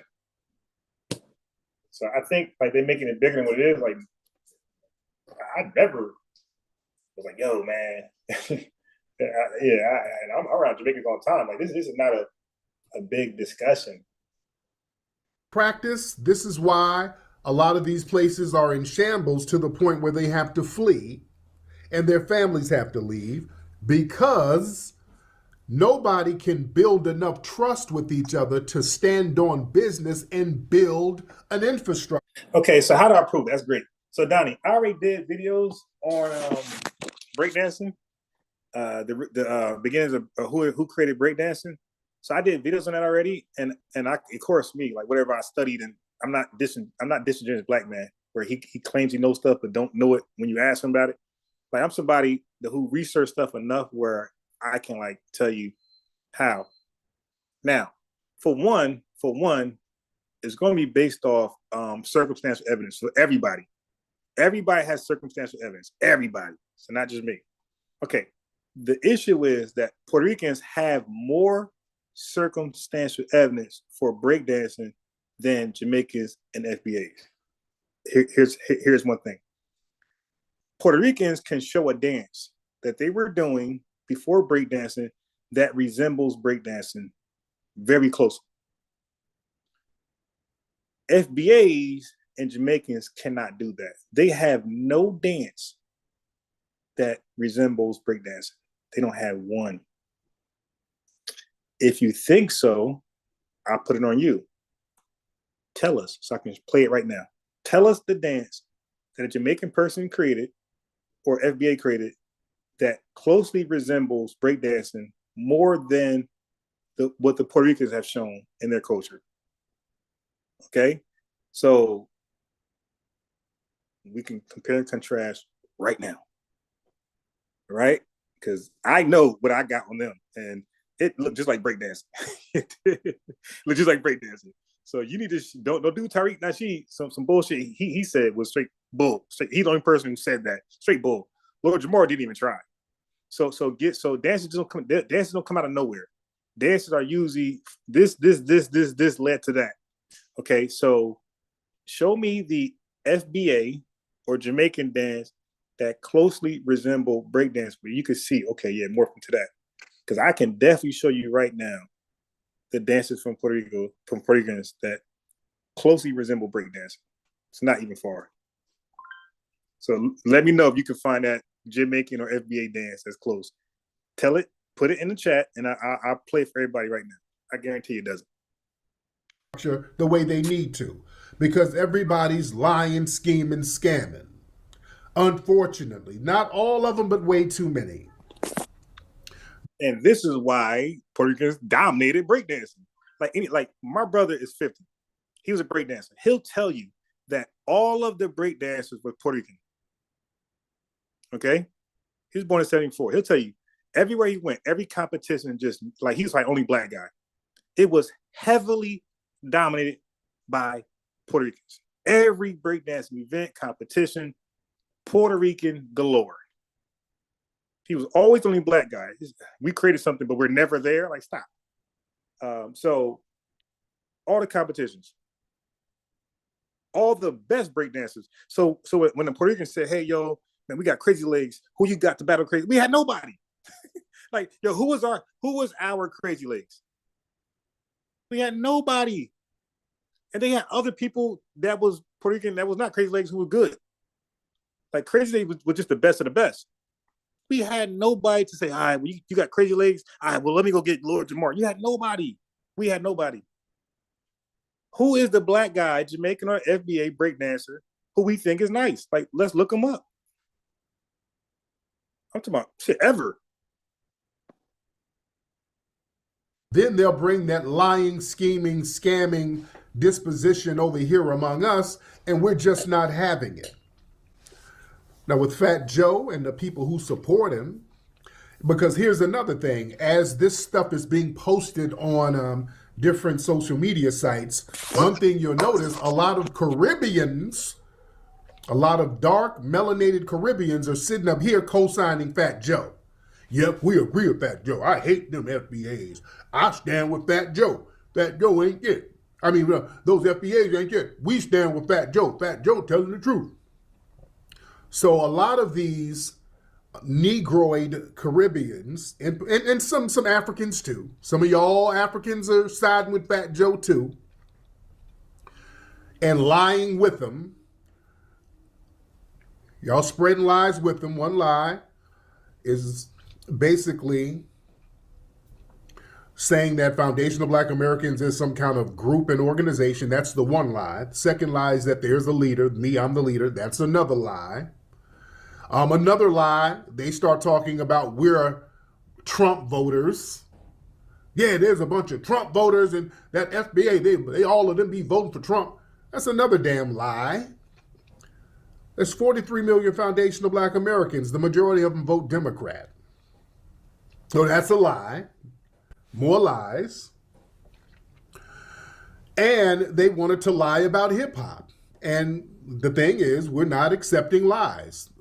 Number one, there was no Puerto Rican and black creating hip hop 50-50. That's a lie. The Puerto Ricans were not there in the beginning helping to create hip hop. That's a lie. I don't believe that. I believe they were around the beginning helping to create hip hop. I don't believe that. Now, were they at the absolute beginning? No. When it was, when hip hop was forming, I don't believe they were there. But as it was trying to be formed, I definitely believe Puerto Ricans, some of them, like maybe a handful, were around. So I don't believe that. I think you're lying. There were no Puerto Ricans rapping in the early 70s or before. If they say they were, that may be true. That's a lie. They were not DJing then. That's a lie. Right, because we know the first Puerto Rican DJ.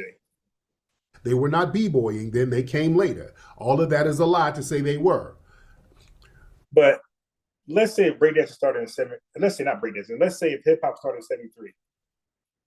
If Puerto Ricans came at 76, is that really too late? Like, or 77, is that really too late? I think that's still around the beginning, So I think the 50-50 was a lie. But if you say a smaller percentage, like a 90-10, type 95-5, I don't think we would already argue that. But I definitely believe that they were around in the early, probably not in the early beginning, but I definitely believe they were around still during the formation of hip hop. And then when you point out that they weren't there in the very beginning and you can show the pioneers who were there, they started to lie on some of the early pioneers by saying that they were Puerto Rican, like the first B-boy. Okay, now that's true. A lot of them made excuses why they lied. But yes, a lot of them in their own mouth retracted that claim. So he's right about that. Like they started to lie about who was Puerto Rican, who were not. That's a fact. From their own mouths. Sasa and Trixie. They used to run around here lying that Sasa and Trixie were Puerto Rican. Both of those men are in microphone check. They said, no, we are not no Puerto Rican. We're from South Carolina. We're from the Carolinas. Not only are we not Puerto Rican, when we were dancing, wasn't no Puerto Ricans around. They said this in microphone check.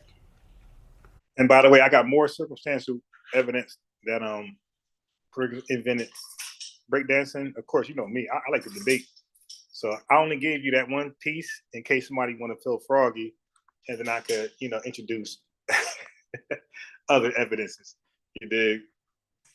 So I like to beat up people. So somebody feel froggy when I hop on it live and act like black folks created breakdance, and my other circumstantial evidence I purposely withheld. Then they tried to lie. Crazy Legs went on Drink Champs and told that lie that Disco King Mario, who's a very, very unsung pioneer of hip hop, he lied and said he was Puerto Rican. That's a fact. And Crazy Legs retracted it, but he did lie. So when you got to lie, like, the debate is over. If you got a lie to prove your point, and then you acknowledge you lied to prove your point, the debate's really over at that point. We had Mario's family in microphone check. We ain't Puerto Rican. Nobody in our family is Puerto Rican. We all black people from North Carolina. We have to clear up lies. We're not going to let people just go out here lying their asses off just for the hell of it. Those days are over. Those days are over. We're not letting people lie. And Fat Joe was talking about, FBAs are racist. Yeah, these are some black radical racists and all of this stuff because we ain't letting people lie? No. You're racist by... No, we're not racist because we're checking people and their lies. You're not going to lie indefinitely. Definitely racist. Yeah, because Trixie was light-skinned, they tried to make him Puerto Rican. No. That man said, I am not no Puerto Rican. And wasn't no Puerto Ricans dancing with us when we started. Yeah? You can't argue with them. Microphone check really messed these people up. They've been mad and salty. Microphone check shut a lot of that down. That shut down the co-opting because they were trying to co-opt our culture just like they co-opted so many other cultures. And family, going back to Fat Joe. Fat Joe and a lot of these folks, here's the thing. A lot of people, they try to project the hatred that they have for their own culture onto us. A lot of these people, they come over here and their families get here and they have a disdain for their Caribbean and African culture. They have a disdain for it. I don't know about that. And they're very upset that they have to come over here around people who stand on business as far as their culture. Foundational Black Americans, we don't flee our culture. We embrace what our culture is, and we're so comfortable with our culture. We embrace other cultures. We embrace everybody. There's a great video, and I'm going to show you all this video clip of this African dude clowning other Africans who leave Africa and post their flags up all over the place. Hold on. You're in Africa, you hated... Hold on. Let me show y'all this clip. And a lot of people got upset with this African dude, but he was spitting facts right here about people leaving their homelands and going putting up flags all over the place. Hold on. You're in Africa, you hated your country, you left Africa. Suddenly the country's flag is in your bio. Why? But remove that thing. If you really love your country, you come back and join us. Do you understand? Join us in the suffering. Because if he wasn't suffering, you won't leave. Let's be honest. You're in Africa, you hated your country. My boy said, hey, stop running away from the country and then posting up flags. You hate this country. The African brother, shout out to him for saying the quiet part out loud. Y'all hate your country. Y'all stop putting up these flags. Take the flags down. Y'all hate your country. Good point. I'll explain why. Because if you live in a country where it's not up to par, well, I can't say that, but it's not up to par where you like it, you leave and see a better life, get a better education, become like academics, podcast, and become a millionaire by shitting on black savages in Chicago. It's not really bragging rights, but if you're able to do that, your country, you left it for a reason. Like you felt like better opportunities over here. So now you're a millionaire. Why not? And I'm not saying he's not doing this, but he don't talk about it. And you talk about everything else. Why not do something for your country? Not just him. Every black immigrant that could leave their country and come over here and be successful should all have stories about them contributing back to the economic. Now, I understand some of the governments are corrupt, A, B, and C. I know some of that stuff. But So you trying to tell me you can't get nothing done? Like that part, I don't believe. Like then you got to say that. Then like put it on blast. Say, hey man, we out here. We trying to get back, and our own government won't let us like make that so we can rally behind you. But yeah, so I definitely believe if you definitely, that's like leaving. You know, Black Americans had a problem with Black Americans leaving the hood, not coming back. We called them selling. Like we called them out. So that's what you don't see happening with the Black immigrants as much. So finally, we got he's not a Black immigrant. He's still in the country, but he's doing the right thing. He's like, yo, y'all parading these flags like y'all so proud, but yo, y'all don't come back. Y'all going forever. Y'all don't come back. Y'all don't help contribute. Y'all don't try to boost the economy. Y'all don't provide education. Y'all don't, you know what I mean? You got white folks over here doing all that. So I agree with that. You hate your homeland. And then you come among us projecting the hate that you have for your homeland. You want us to hate our homeland too. Now, I don't believe that. So what he's saying right now, what I said just now, I believe. I don't believe what he's saying. They want us to hate America. Y'all ain't really American. Y'all African. All right, now some of that I do believe. Okay, that part I believe. Because not in real life, but online. like not my Jamaican, Guyanese, Caribbean friends in real life, but just online, just online. My online, not all, but some of my online Caribbean friends only, not the ones I know real life. Okay, so some of my online Caribbean friends will try to make it like taboo or ugly or cursed to be proud to be an American. It's like, wait a minute, so how am I supposed to feel? So I'm supposed to run to Africa when, what country? Because they're running over here. It's like, you know what I mean? It's like, yo, what message are you trying to give me? So I can't, like look at academics. He said he's a proud Black American. And he's from Jamaica. So I can't be a proud Black American in America. Like, I'm from here. Somebody who's not from here could be proud Black American. I'm from here, but I can't. So I agree with that. Like a lot of, well, not a lot, but some of my online Caribbean and African friends online, and some people I don't know, I heard them get on Black folks to say that they're proud to be an American. So that part got some validity to it. This ain't even y'all country. Y'all been kidnapped. They love playing that game. No, this is our country. Hip hop and all of these other music genres, those are our cultures. Oh yeah. Yo, listen, man.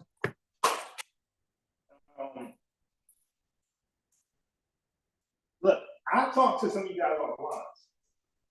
So yeah, my family that support and show up. Yo, man, I'm here. I think one time my phone in the chat. Yeah, I'm here, man. Like, somebody needs some advice or going through something or needs a vent offline. Like me, me and Hygiene talks offline. Like he calls my phone. Yes, I'm not this like unreachable. Like, you know what I mean? We can have a conversation down about breakdancing off the internet, but it's not because anything on the internet, I don't like debate, right? But anything off the internet, I'm not debating. I'll just tell you my argument. I'm more like open, not as reserved. But yeah, man, like I live you guys family. So anybody want to communicate? I called No Man one time. Me and the man talk offline, talk about something, some advice. A couple of times, she gave me what she had. To watch, so I'm telling you, I got time. I'm in the South. Ain't shit to do out here. So yeah, anytime someone want to build offline, let me know. Yeah. That's why they're always trying to take us out of our American culture. They hate I called Sheffrin a bunch of times. You already know ex-architect, Dr. Mayat, Asar, even Garfield, Sanetta, Nepal. Who else? Divine Prospect, I believe. Who else? Corey. I believe Sosa. I believe Haskell too. Can't remember. I believe Haskell. I believe Sosa. But Sheffrin and Corey for sure. Probably the most.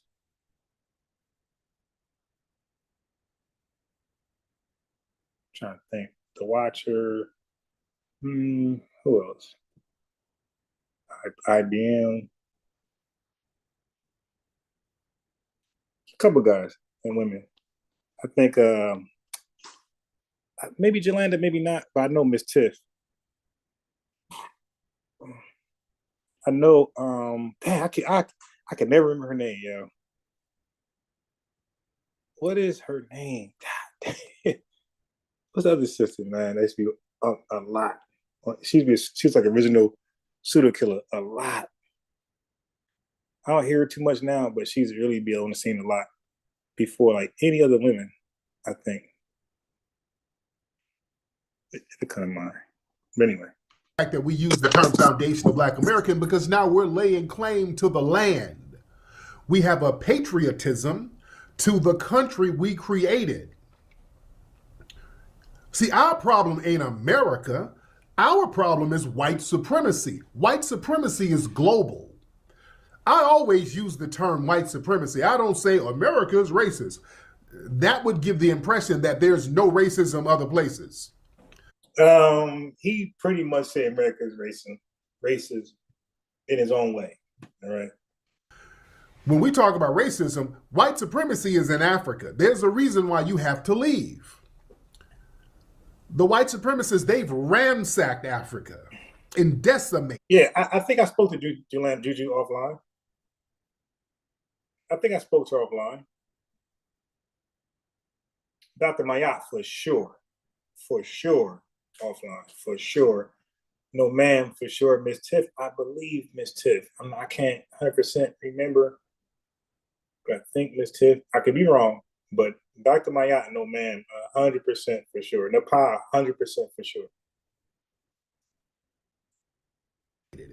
They've ransacked the Caribbean and decimated it. White supremacy is global. The only safe place for all of these people who are melanated, it's here in America, and that's because of us. We created that safe space. We made it possible. What is old girl name? That was Pseudo Killers, but early lives when before Pseudo Killers, it was Amara Squad before Pseudo Killers was even invented. I think her name started with C. What's her name? Was it? I cannot remember her name for shit. But she was like damn near, you know what I mean? Like moderator on the live. Oh my God, what's her name? I cannot remember her name. But I bet you if I go back to any old Amara Squad video, it's right there. I think it started with C. I can't get it. I get it before this live. Possible for melanated people to come and post up and be relatively safe. Shout out to we in here deep, 5,000. Let's get it up to 10,000 in here. Everybody give me a retweet. We live. You dig? But family, this is our homeland. We're not generic Africans. We're not generic Africans. And we have a respect for our ancestors. We don't flee. This is why our ancestors and our icons are always propped up and praised. We have murals of the Dr. Kings, the Frederick Douglasses, the Ida B. Wells, and just so many others, the Black Seminoles, the Harriet Tubmans. We praise our foundational Black American icons, and we have so many. All of these other groups, they don't have no icons.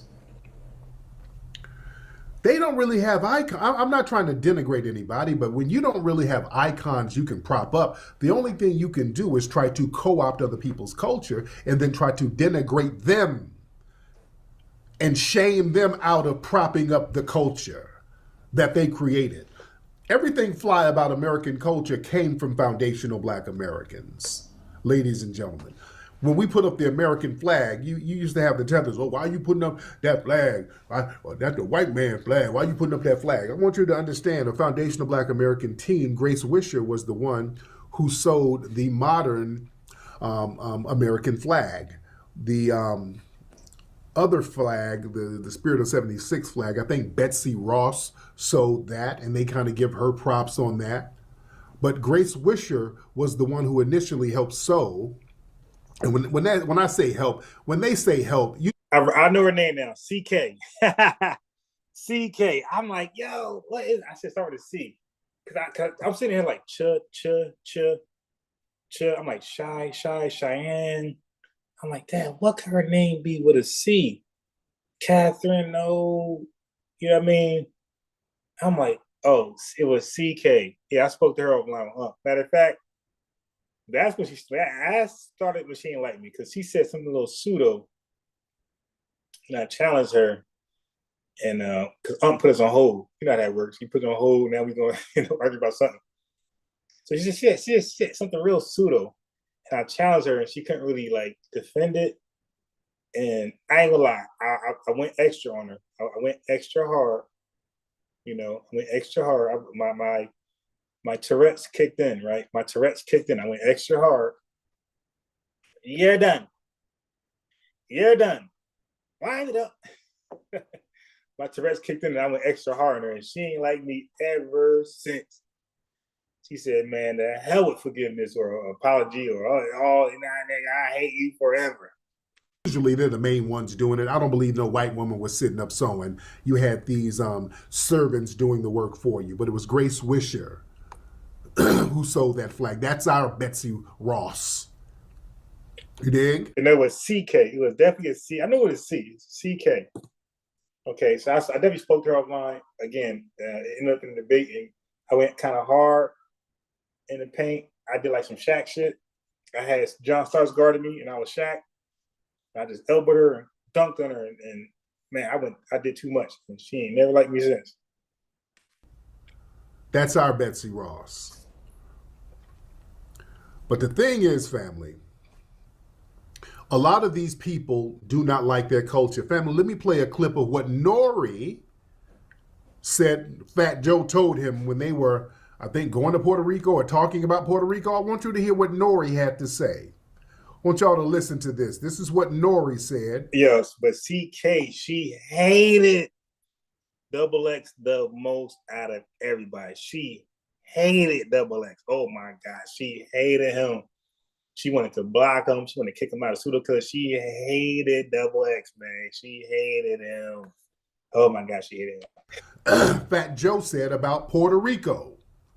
All right, listen to this. And then Fat Joe pulled me to the side and was like, I never said this, Fat Joe, so I'm sorry. If you didn't tell me not to say this. Exclusive! He was like, F them Puerto Ricans. He was like, F the people from the island. You caught that? Yeah. Because they feel like, yo, you got all the success and you don't get back. Like you know what I mean? You don't, I'm telling you, like, that's how they gonna always take it. Come on, if you're Jamaican, Trinidadian, Nigerian, if you become a success in America, if you don't really get back to your country like that, you're not going back there without getting your ass kicked. Some type of violence. That's not gonna happen. It's no different than a hood. You rich, Snoop Dogg in the hood or wherever you are. If you're not known for giving back in the hood, you know, doing stuff and showing up, like, you probably gonna get your ass kicked, or some violence gonna come to you some way, somehow. That's just how it is. That's why it's important to give back. So when you go back, you're met with love. Nori was like, if Shaq goes back to New Jersey, nobody's gonna harm Shaq. They're gonna happily embrace him. They're gonna want to take pictures. Even the hardest thug is gonna want to talk to Shaq. Shaq won't have a problem in Newark. Believe me. Fat Joe said, F that island. Didn't tell me this. Okay, I sped it up so I wouldn't get a copyright strike. You did? Fat Joe was like, yeah, F them Puerto Ricans. F that island. This is what he said about his homeland. Yeah. See, CK would definitely block you. Brother Reggie blocked you quick too. That's why I saw Ned wouldn't really give Brother Reggie a wrench. Brother Reggie, Brother Reggie's a good guy, bro. I'm gonna keep it a buck. Like whether you disagree with him or not, like the dude is a good guy. Like the dude really is. Like Brother Reggie's a good guy. I ain't gonna cap. This is what he told Nori behind the scenes. I'm not shocked. A lot of these folks don't like their homeland. That's they ain't there. They'll sit here waving these flags. They don't be rocking with their homeland like that. Yeah? Just like with Kodak Black. Kodak Black, they have the Haitian flags and now what he's saying right now, I don't this is his opinion. Where's the disclaimer? The everything he's saying, this is just him. Like this ain't got nothing to do with me. I'm playing Tariq Nasheed. I like some things he says, but I don't agree with everything. I make that clear. And what he's saying right now, I'm not stamping it. This is his views and opinions only. So this, so that. And somebody asked him, hey man, you going to Haiti? Like, I ain't never going to Haiti. He kept it Kodak Black said, I am never going to Haiti. Hell no. I'm afraid they might eat me. He said that. He said that? Wow. He said he's afraid they're going to eat him if he goes over there. Wow for that. Yeah? But family, I'm telling you. And by the way, just for the record, in real life, I've never had a negative interaction with a Jamaican island person, period. Haitian. All my interactions with Jamaicans, Haitians, Guyanese, whoever in real life has always been good experiments. I've never had one bad experience with anybody, any of my brothers and sisters from the islands. Never had one. They always been good relationships. Okay, I just want to put that out there. I never had a bad relationship with any family from the islands. I can't say Africa because Africans, at least where I'm from, like East Coast, New Jersey, they really don't talk to you like that. They like they definitely make it seem like they're different. Like they're a different type of black. You're not invited to none of their cookouts, none of their businesses. You're not working for them. So it's a little different. And I don't know what part of Africa they're from. So I'm not saying all Africans, just the Africans that I experienced. I don't know where they're from. Never asked them. But it's a different type of embracement. Like they kind of just treat you like an Arab, basically. Hey man, you want to buy? Hey man, like they were friends with you like how an Arab would be friends with you. As long as you're a customer, we're cool. Type shit. But befriending like my island brothers and sisters, I've never had a bad experience. It's always been like love. All right. When they start talking about foundational Black Americans and he has this smoke for foundational Black Americans, he's talking about all of us. He ain't talking about no group. There is no group, an organization called Foundational Black Americans. And even when I was invited to the cookouts, talking about Jamaicans, Guyanese, and everybody else, Trinidadians, even when I come to the cookout, like it's like been love. Like nobody treated me like an outsider. Nothing like that. It's been like genuine love. It's only a lineage. That's the only thing you can be talking about. And some of Joe's own people has said that he's said a whole bunch of anti-Black stuff before, by the way. Some of his own people has said this. Cuban Link, let me play this clip. Yeah, but Cuban Link got a bias towards Fat Joe, so this won't be the most credible source. There has to be somebody else. Cuban Link, I like Cuban Link, but he has a personal violent history with Fat Joe. So his words don't really hold much water with me. They said that Joe was on some stuff where, yeah, it's time for us Puerto Ricans to get it popping. Us Latinos need to get it popping. The Morenos, yeah, they didn't have their time. It's time for us to get it popping. So just a lot of little slick stuff. Let me play some of the stuff where his people have said he said slick stuff. Y'all bear with me on the audio here. Let me turn it down because it's going to be a little loud. Hold on. I don't want no echo. But listen to this. This is Cuban Link. Listen to this, and the audio is kind of sped up a little bit. Yeah, that's why it might sound a little different. Plenty of times. I just forgot his name of who you were talking about, but you have brought him up before, Now, the clip in our interview, he said that there was a time where you guys were all in the studio and Joe started to make certain comments about, the Morenos have had their time. Now it's our time. And he felt like it was like an underlining racist tone to it. Even though I asked him, I was like, could it have just been pro Spanish? Like, isn't this, you know what I mean? Like, that's possible without you being racist. Yeah. But man, wrote a clip. Like you said at the start of this, like a lot of people thought that I was Spanish. So, you know, he would be on the movement of, you know, us Latinos got to make it. We got to do this. We got to do that. And I'm listening like, wow. Because at the time, you know, it was a lot of brothers doing the music, and he was coming in throughout, you know, digging in the crates and all these other brothers that was putting him on. So I guess he felt like now it's time for us to like take over. So I would listen to that, and I would take heed to like, okay. Wait. So why is that racist? That's how every race feels when they come into like a trending thing. I don't know. Like if black folks supposed to like start going to school for like to hop in like the whole tech area, like we would feel like, hey, it's time for us to take over. You know, the Indians had their time, white folks had their time. It's our yeah. I don't. Again, this is the chase. This is the chase. If I don't believe him saying, hey, the blacks, you know, took over hip hop, you know, or rap. It's time for us now. I don't see that as that's chasing. That's how every race feels when they hop into something that's not dominated by themselves, but they have an interest in it. Like for example, what's that beanbag game? Beanbag. You throw the beanbag in the hole, cornhole. I love that game. I love it. And white folks dominate in it. And at some like, well, I'm not playing it now where I'm at now, but in Jersey, I played it all the time. And I was getting good at it. So had I become good, my crew got good, we're like, yo, we're gonna take over. Is that racist? That's how you're supposed to feel. Like, hey, like let's put black Americans on the map in cornhole. Let's put Puerto Ricans on the map in hip hop and rap. Yeah, nah, they're chasing. I need something strong. I need him to say, yo, man, these Morenos, man, I don't know why they're living. They ain't shit. I need something like that. Like they are really stretching, and to me, it's not working. It's not working. Like, yeah, I need more for Fat Joe. I need more. Like this little bit right here is not enough to convince me he's a racist against black people. Nah, that's not enough. I need more.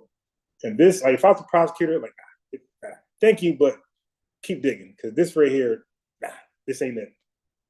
So yeah, Joe thought this dude was black, and he was saying all this little slick anti-black stuff around him. Kind of like a little. That's not anti-black. He's saying it's time for us to take over, our race to take over. That's how every race feels when they hop into something new and it's trending and they're doing kind of good at it. Because black folks, we say that all the time. You know, we're gonna take over golf, hockey.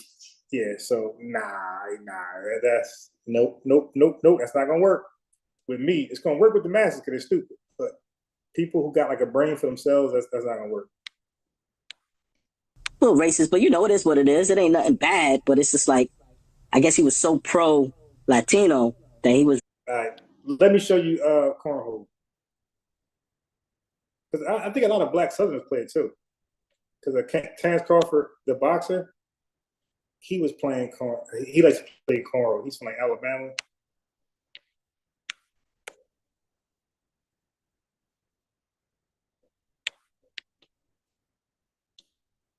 That's right. This is cornhole.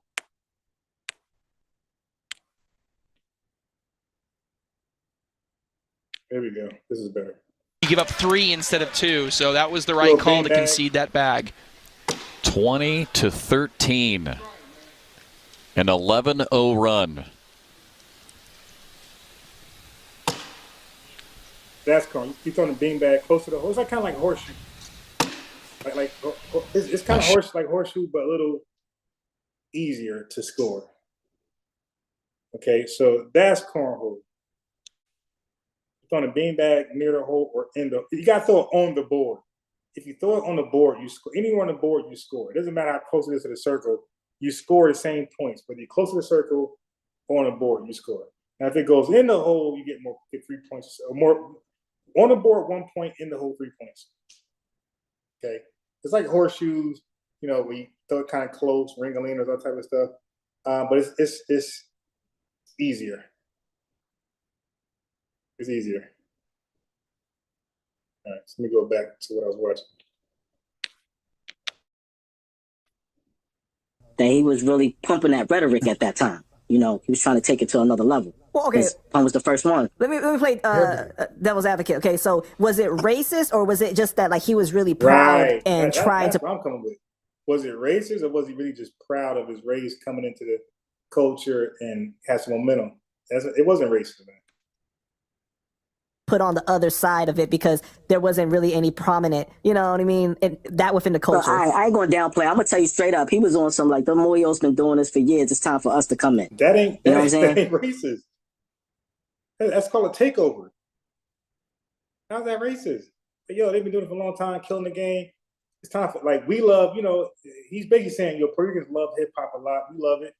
And we love rapping, but we're not really like making noise in rap. You got more white folks. Listen, let's be real. White men are doing better in hip hop than Puerto Ricans, or any Latino for that matter. So they kind of feel like nah, yeah, that shouldn't be like that. We should be dominating way more than white people, especially when we were so that close in the exception of hip hop and rap. Like we should definitely be running laps around white men. You know, why are they almost as respectable, if not more, than us? And we've been around there early, and they haven't. And that's basically how it was stated, and that's how I heard it. And I was just like, oh, okay, yeah, I get it. It's pro, it's pro. But at the same time, it was a little bit of shade there, you know, a little bit. But he got put on by black artists, though. That's what I was thinking the whole time I'm hearing that. But I'm saying to myself, who am I? I'm just right. Fat Joe got put on. Black artists put him on. I don't think Fat Joe thought he was Spanish, bro. I don't think Fat Joe thought. And yo, Fat Joe is the type of Spanish person that doesn't speak any Spanish. Okay, I know that's a shock to y'all, but a lot of New Yorkers, a lot of Spanish New Yorkers don't speak Spanish. And this is why, like, he might not be welcome in Puerto Rico because they, from what I heard, they find that offensive. You know, for you to be Puerto Rican and don't speak Spanish. And a Puerto Rican could check me, but I heard from Puerto Ricans that that's not respected. That's like cooning, to just speak English, like, you know, the American language only, and you don't speak your native tongue. A Puerto Rican could call up and check me, but that's what I've been told by Puerto Ricans. Like that they find that as like you're not really Puerto Rican. You're like a coon Puerto Rican. So that could be some of the reason why Fat Joe can't go back, because he doesn't speak the language. It's always like that. We put people on and then they still have this weird disdain. Here just listening. I'm just taking in what he's saying. I'm taking in because I'm in a room full of. So at this point, Tariq is making Fat Joe's point. He's radicalizing FBAs. He's changing the narrative. He's making Fat Joe's point right here. Latin brothers that are all in the music industry. You got to understand that too.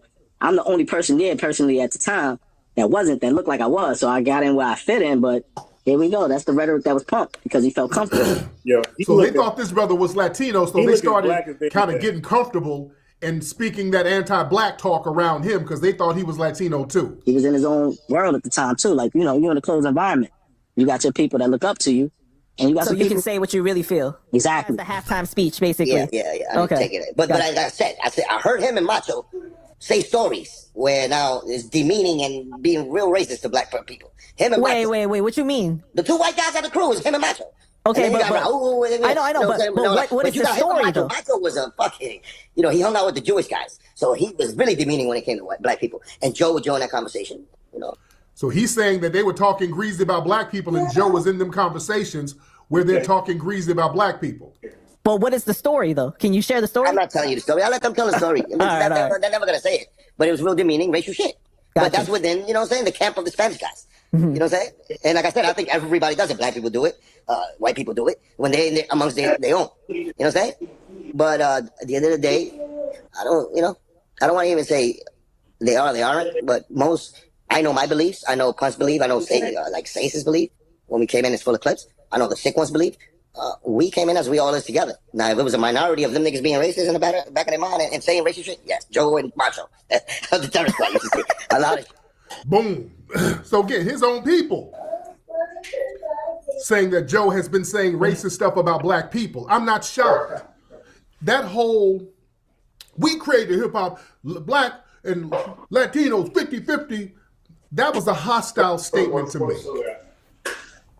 based in anti-black racism. Because number one, it was a lie. Number two, it's a colonizer mindset. Yeah? Right. The only one who went back to their homeland was Shine.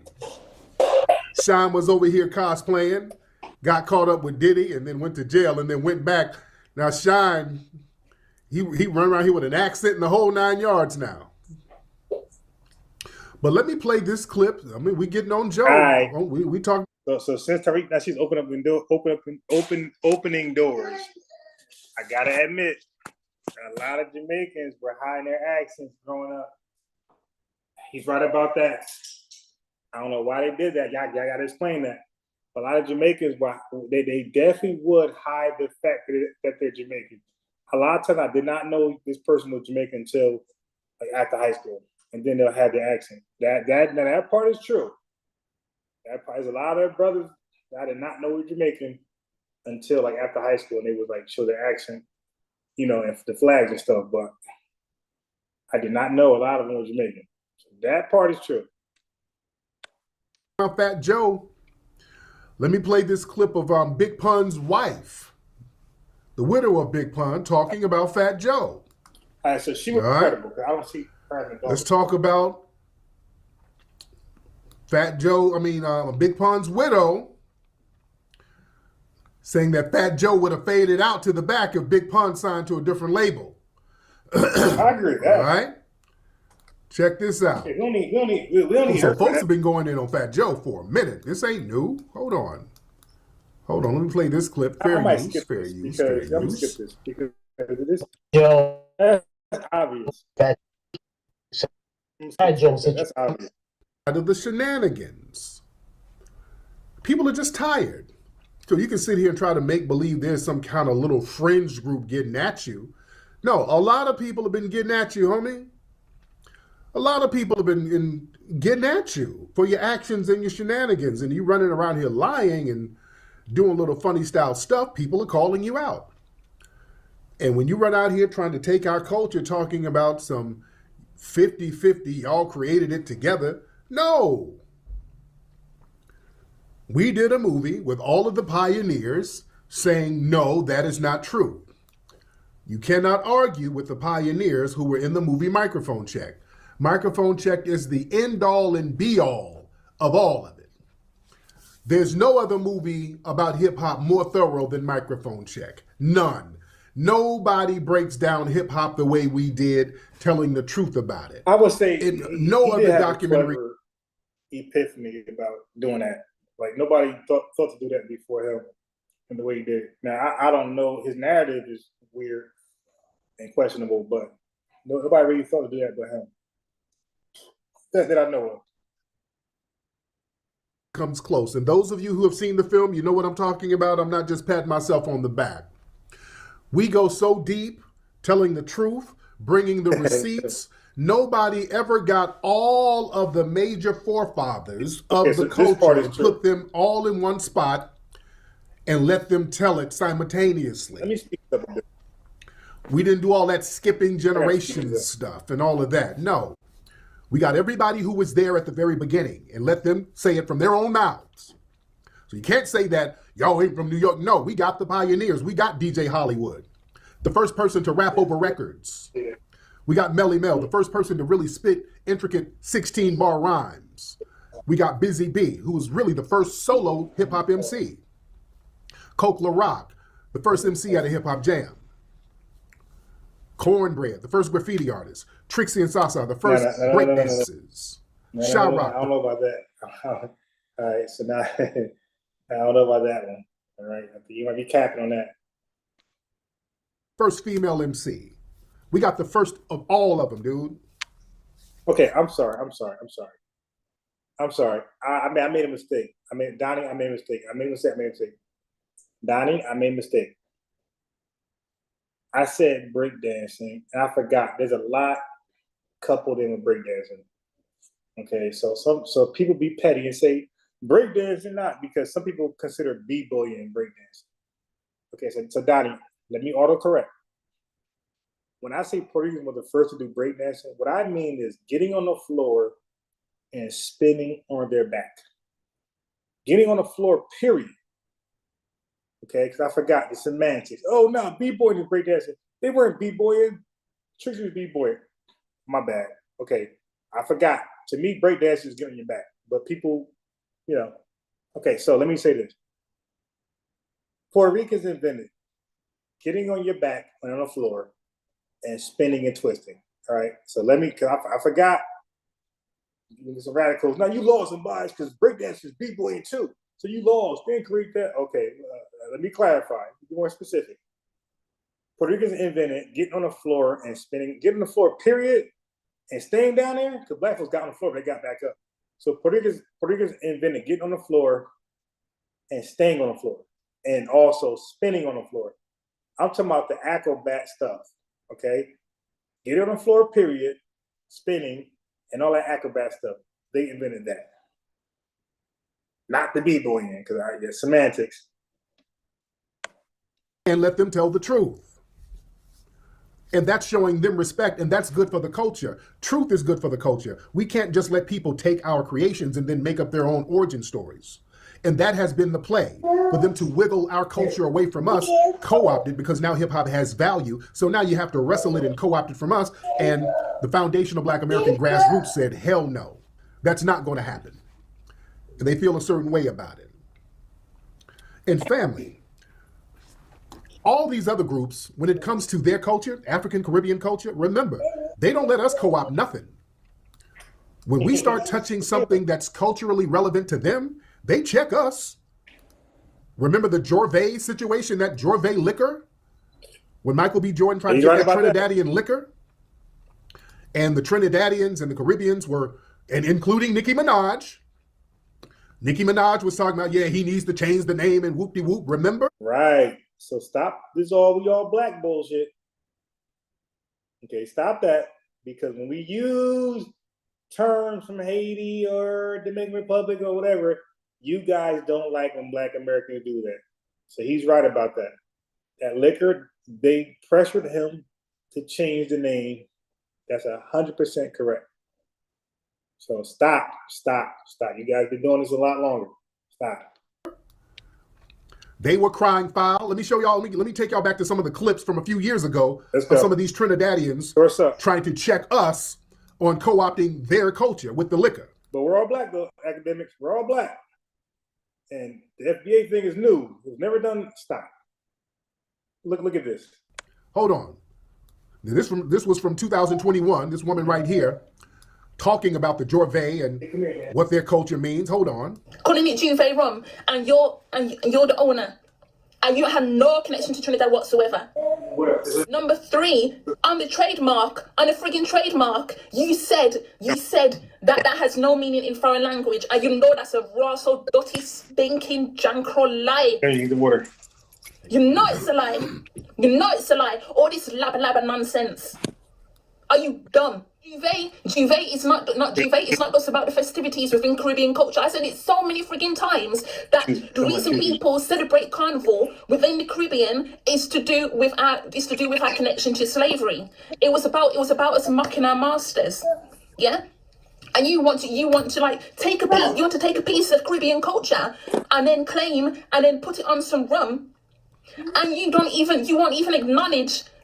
Okay, so here we go. So academics, you got to stop picking and choosing. This is why I like academics. Like he'll get his ass bust if he was to like sit down with Tariq Nasheed and the same target points he had on his show. That's why I don't respect that. Like that's when you know you're lying. Because if you believe your opinion is valid and you think it holds weight, you would say, hey Tariq, let's talk about this. But he would dodge Tariq from his talking points and what he thought FBA was and what he thought Tether was. Like he knows that he'll get embarrassed and get schooled. Look at this right here. Case in point.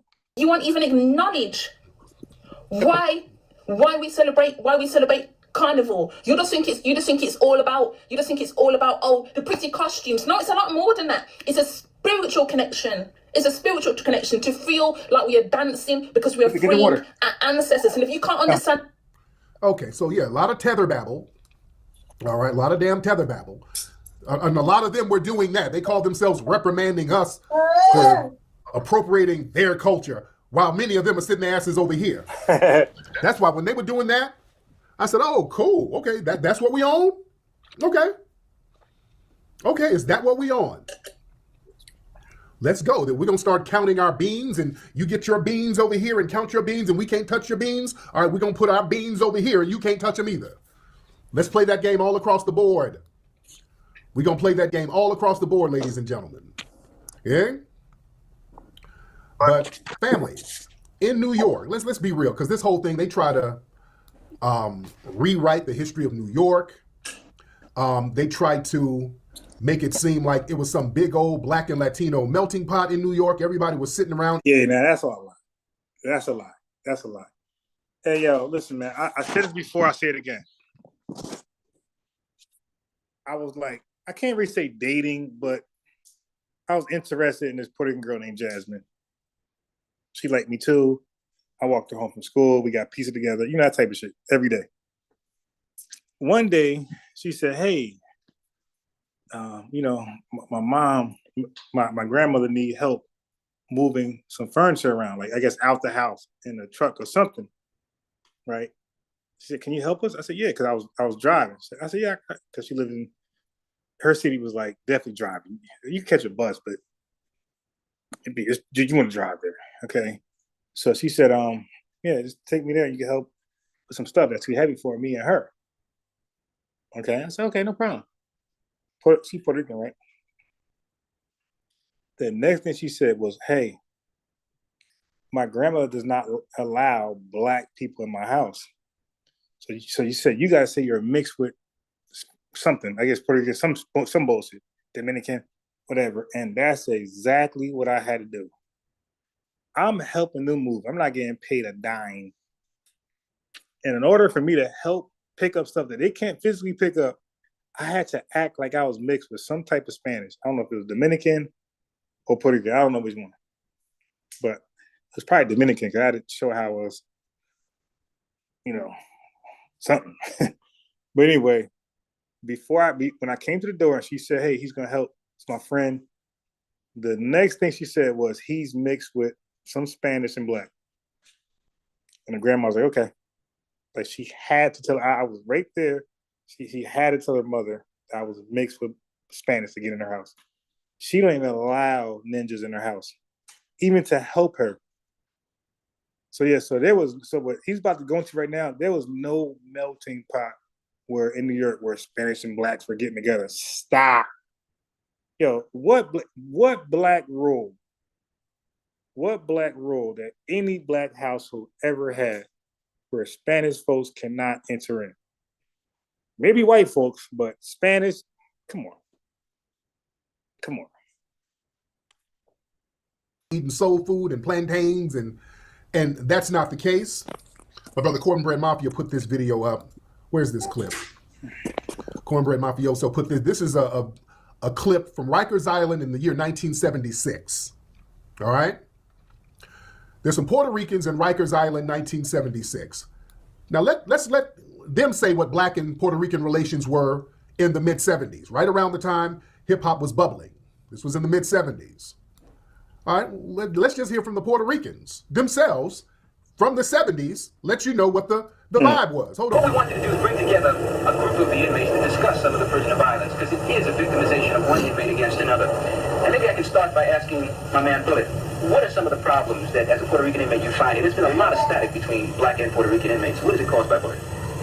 I feel that, you know. He has a black eye, so it looked like some of the brothers put that 52 blocks on his ass in prison. It looked like the dude has a black eye.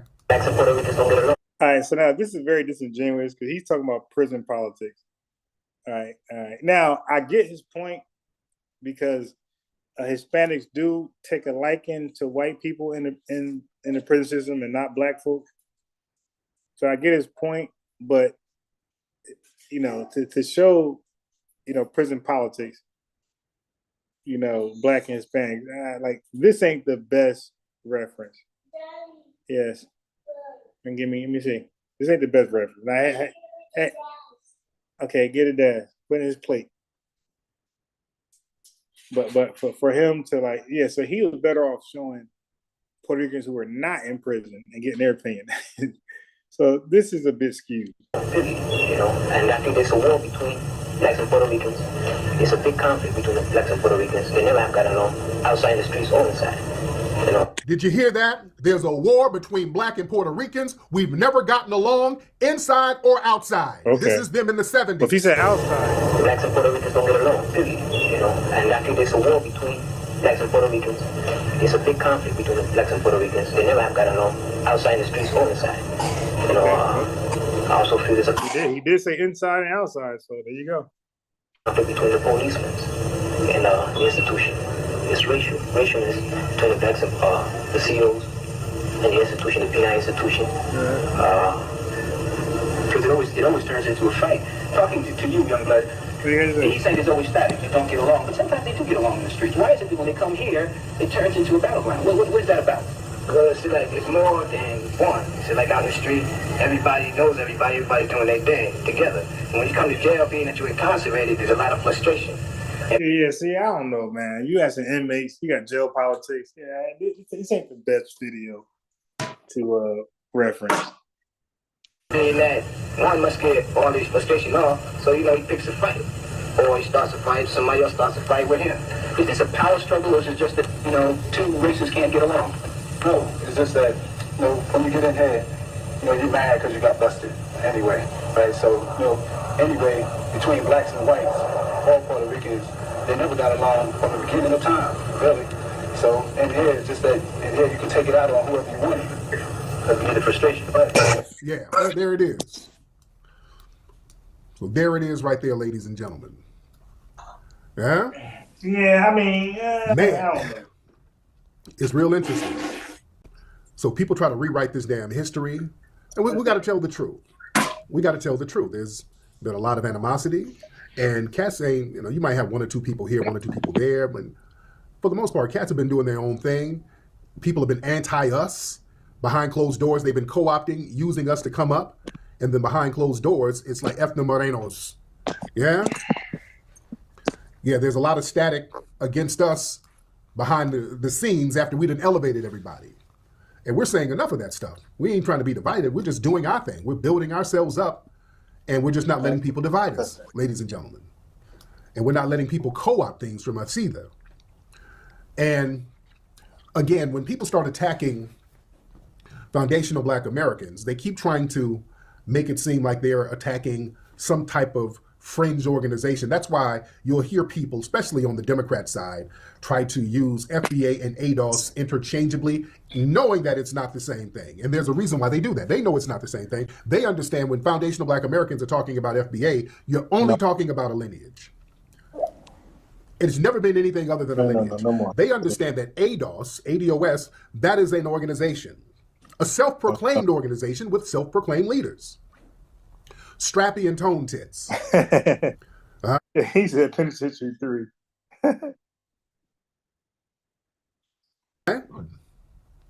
Strappy and tone tits. So that's why you always see the Rollins and all of these people try to use FBA and ADOS interchangeably. There's a clip that I put up of Roland and those guys when they were upset that Kamala and those guys lost.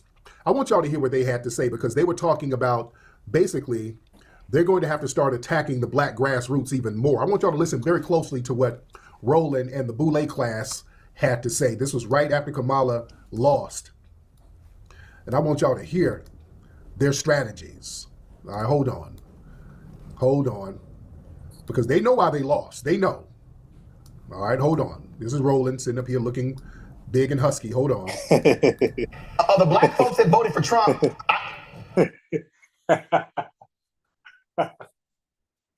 well, where's the policy? In fact, all of these ADOS, FBA people, all these folks who out here, all the loudmouths on YouTube, I need any of them to show me Trump's Black agenda. It don't exist. I think the number one. Where was Kamala and Biden's? That don't exist either. What exists was she told us what the hell she ain't gonna do for Black people. This is Reese Corbett. One thing to your point is communication and information is we have to develop a counter strategy. Listen to that. They have to develop a counter strategy for the Black grassroots. And boy, Reese is struggling. Boy, that wig looks real dry. Them bundles look dry, so that DNC money might be drying up But them bundles look real dry, but they're talking about a counter strategy. I want y'all to hear this. Listen. We have to develop a counter strategy. In your chat right now, Roland, I noticed, even though they won, there are all of these chaos agents, these Trump supporters, these fake FBA ADOS people who are relentlessly, everything that comes out of our mouth, they're countering in this chat, and they're amplifying Donald Trump. So even though... So why aren't you, okay, man, that's what politics is about. Like, Democrat politics shows shade on Republicans, Republican politics shows shade on Democrats. It's the whole, point the finger game. So it's like, well, you guys ain't do good. Like, accountability. It's like, yo, how did we let this get, if anything, they need to say to themselves, how do we let it get like that? Like, how do we let it get to the point where ADOS, FBAs, and whoever else, well, you got to say a lot of, you got to see a lot of Latinos. It's funny how black folks get to blame. You got a lot of Latinos in there voting the same way, but you got to be accountable. Like, how did it get like that? What did we do for everybody to just leave us and rather Trump get in as opposed to Kamala? They won. They're not letting up. Oh, y'all hear that? Even though now nobody's amplifying Donald Trump. We wanted to make sure Kamala lost. So yeah, we won because she lost and the Democrats lost. And I want y'all to peep what she said. Fake FBA, I don't know what that means. They just say anything. Only thing fake are those damn bundles, them synthetic ass bundles. That looks like a brat doll. But notice what she said. They're countering everything we say. They're counting. Yeah, I seen the movies Mid-Penitentiary. I seen all of them. Yeah, I seen all of them, Yeah, I'm very aware. That's why I laugh. Yeah, yes, sir. I watched the penitentiaries. And they ain't letting up. They won, but the FBAs, the grass, they're not letting up, which is true. Kamala losing, that's not the end all be all. We're still on everybody's bumper.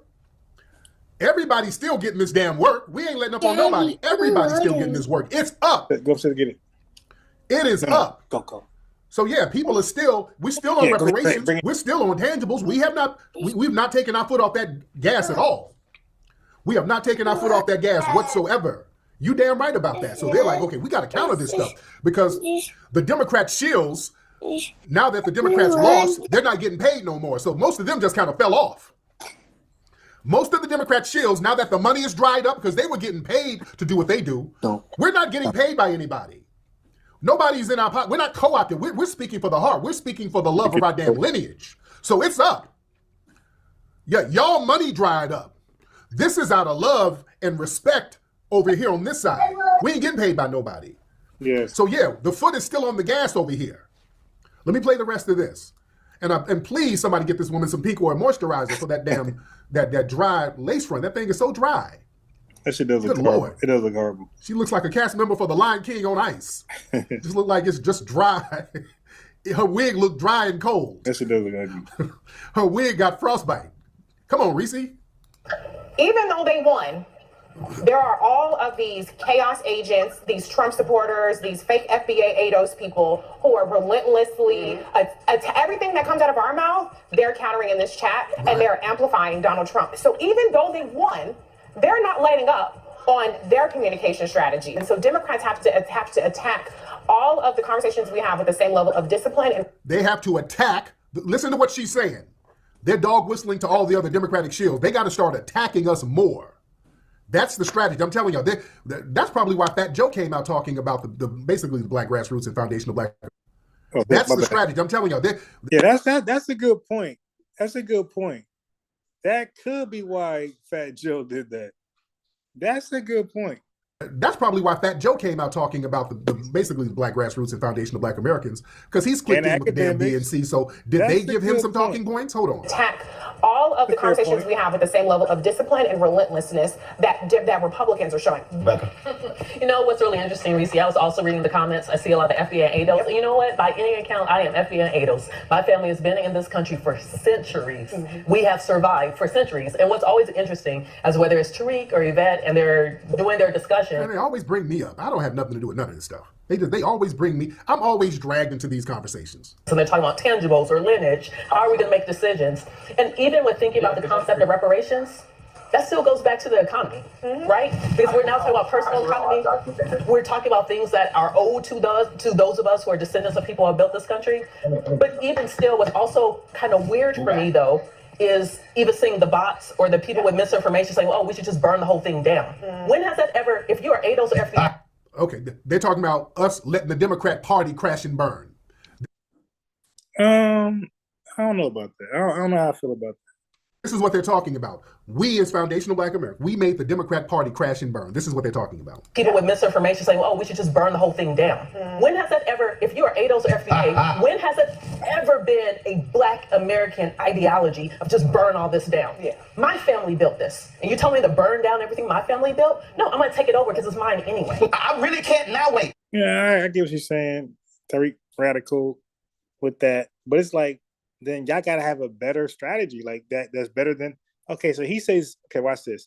He says burn it down, right? If that's so stupid and pseudo, which it probably is, then y'all strategy to counter that should be so much better.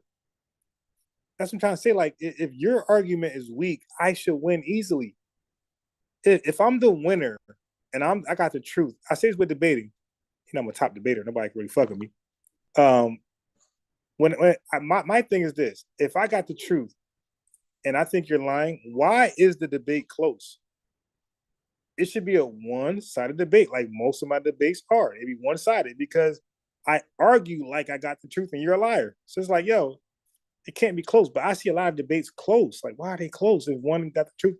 It's like, yo, apparently y'all both kind of like don't got the truth. It shouldn't be close. So with her, it's like, yo, if burn it down is the wrong idea and it's stupid, then your idea should be an easy winner. An easy winner. People should choose that idea more. But they didn't. They chose to burn it down. So all the ADOS and the FBA folks who talk shit about Democrats and Vice President Biden, okay, now what y'all gonna do? But please, so let me ask Bang Swift, because this is important, right? Because when people say FBA, some people look at it as a hashtag, right? And then other folks look at FBA as like a lineage, right? A bunch of like Black Americans, everybody. So Bang Swift, when you say FBA, are you saying F the hashtag movement pushed by Tariq Nasheed and maybe Lord Jamar, or are you saying F the people who are identified as FBA? So just make that clear for the chat. Losing their damn minds, family. Family, what the Black grassroots did to the damn Democrats, they weren't expecting that. We got folks out here losing their damn minds, ladies and gentlemen. Us delineating and letting everybody hold their own nuts and us saying we're standing on our lineage business. Folks don't know how to act. These folks don't know how to act because they're so used to us carrying the water for them. They're losing their minds. Fat Joe crashing out, rolling. Rolling always get to cursing. What y'all gonna do now? Y'all, we done crashed and burned. Y'all ain't gonna get shit. What Trump gonna give you? What you gonna do now, stupid fool? We got everybody crashing the hell out, family. You understand? We got everybody crashing out, and they think this thing is a game out here. And they start talking about and denigrating the lineage, and then people got to start taking their videos down because of all of the massive backlash. And again, they keep trying to, they do this whole fake with Tariq and Yvette. Yvette is a Democratic shill. They got like some type of fake adversarial bullshit with Yvette. She's a Democrat shill. They bring her up and ADOS up to connect it with foundational Black Americans to try to make it into a group. That's the only reason they bring that up. They know ADOS ain't running no damn streets. That organization ain't got shit popping out here. The Black grassroots is doing its thing out here, ladies and gentlemen. And we're standing on straight up and down business. And it's getting real out here. I don't know which That's why so many people are crashing out. Yeah? But family. Oh, so he's saying that we are letting folks know that everybody's going to have to hold their own nuts. All of your L's, you're going to have to hold those. All of our wins, we're going to take credit for our wins, just like some of the non-FBA people like to take credits for their wins. We're going to do the same thing. He got to look extra We're going to do the hard same thing everybody else has been doing. Speaking of that, did y'all see this actor, Shamik, what's his name? Shamik Moore. He's He's a Spider-Man voice actor. What? And this lady actor kind of checked him because she said he did something real weird. He put up a picture of him and this one woman actor. Bank Swift, man. I need your reply, bro. You just said FBA. I was asking you, just for clarity for the chat, you say FBA. Are you talking about the hashtag, which is more so the followers of Tariq and maybe Lord Jamar? Or are you saying the people identified as FBA? Okay. Or are you saying the people who are defined FBA, like the entire Black Americans? We don't know because some people just don't like Tariq followers, and some people just don't like Black Americans. So I like you just to clarify for yourself. Let us not create your narratives, because Tariq Nasheed would see that and say, "Hey man, he's dissing the lineage." I'd rather just ask you, like, which one are you doing? Just for clarification. I ain't got to rewrite your statement or your belief. And he put it on his social media and gave the impression that they were kind of dating or something. Hold on, this is the picture right here. He put it up on his social media. He put this picture up. And this is another female. She's an actress and he's an actor. He put that picture up on his social media, kind of giving the impression that they were dating or something. So she had to come out and say, hey, no, this is an old picture. Hold on, this is the girl right here. Hold on. Who's that? I never talk on this thing. And I don't think I've ever actually spoken to camera on this app. And I'm a really private person, so I don't really like to. I see her, I think of Drake bars. What you really mean, you claim to be Black power, but you got a mixed queen, whatever you said. Talk about my relationships publicly or anything really personal publicly, to be honest. But I keep seeing all these videos that I'm being tagged in with another actor, and people speculating what that is.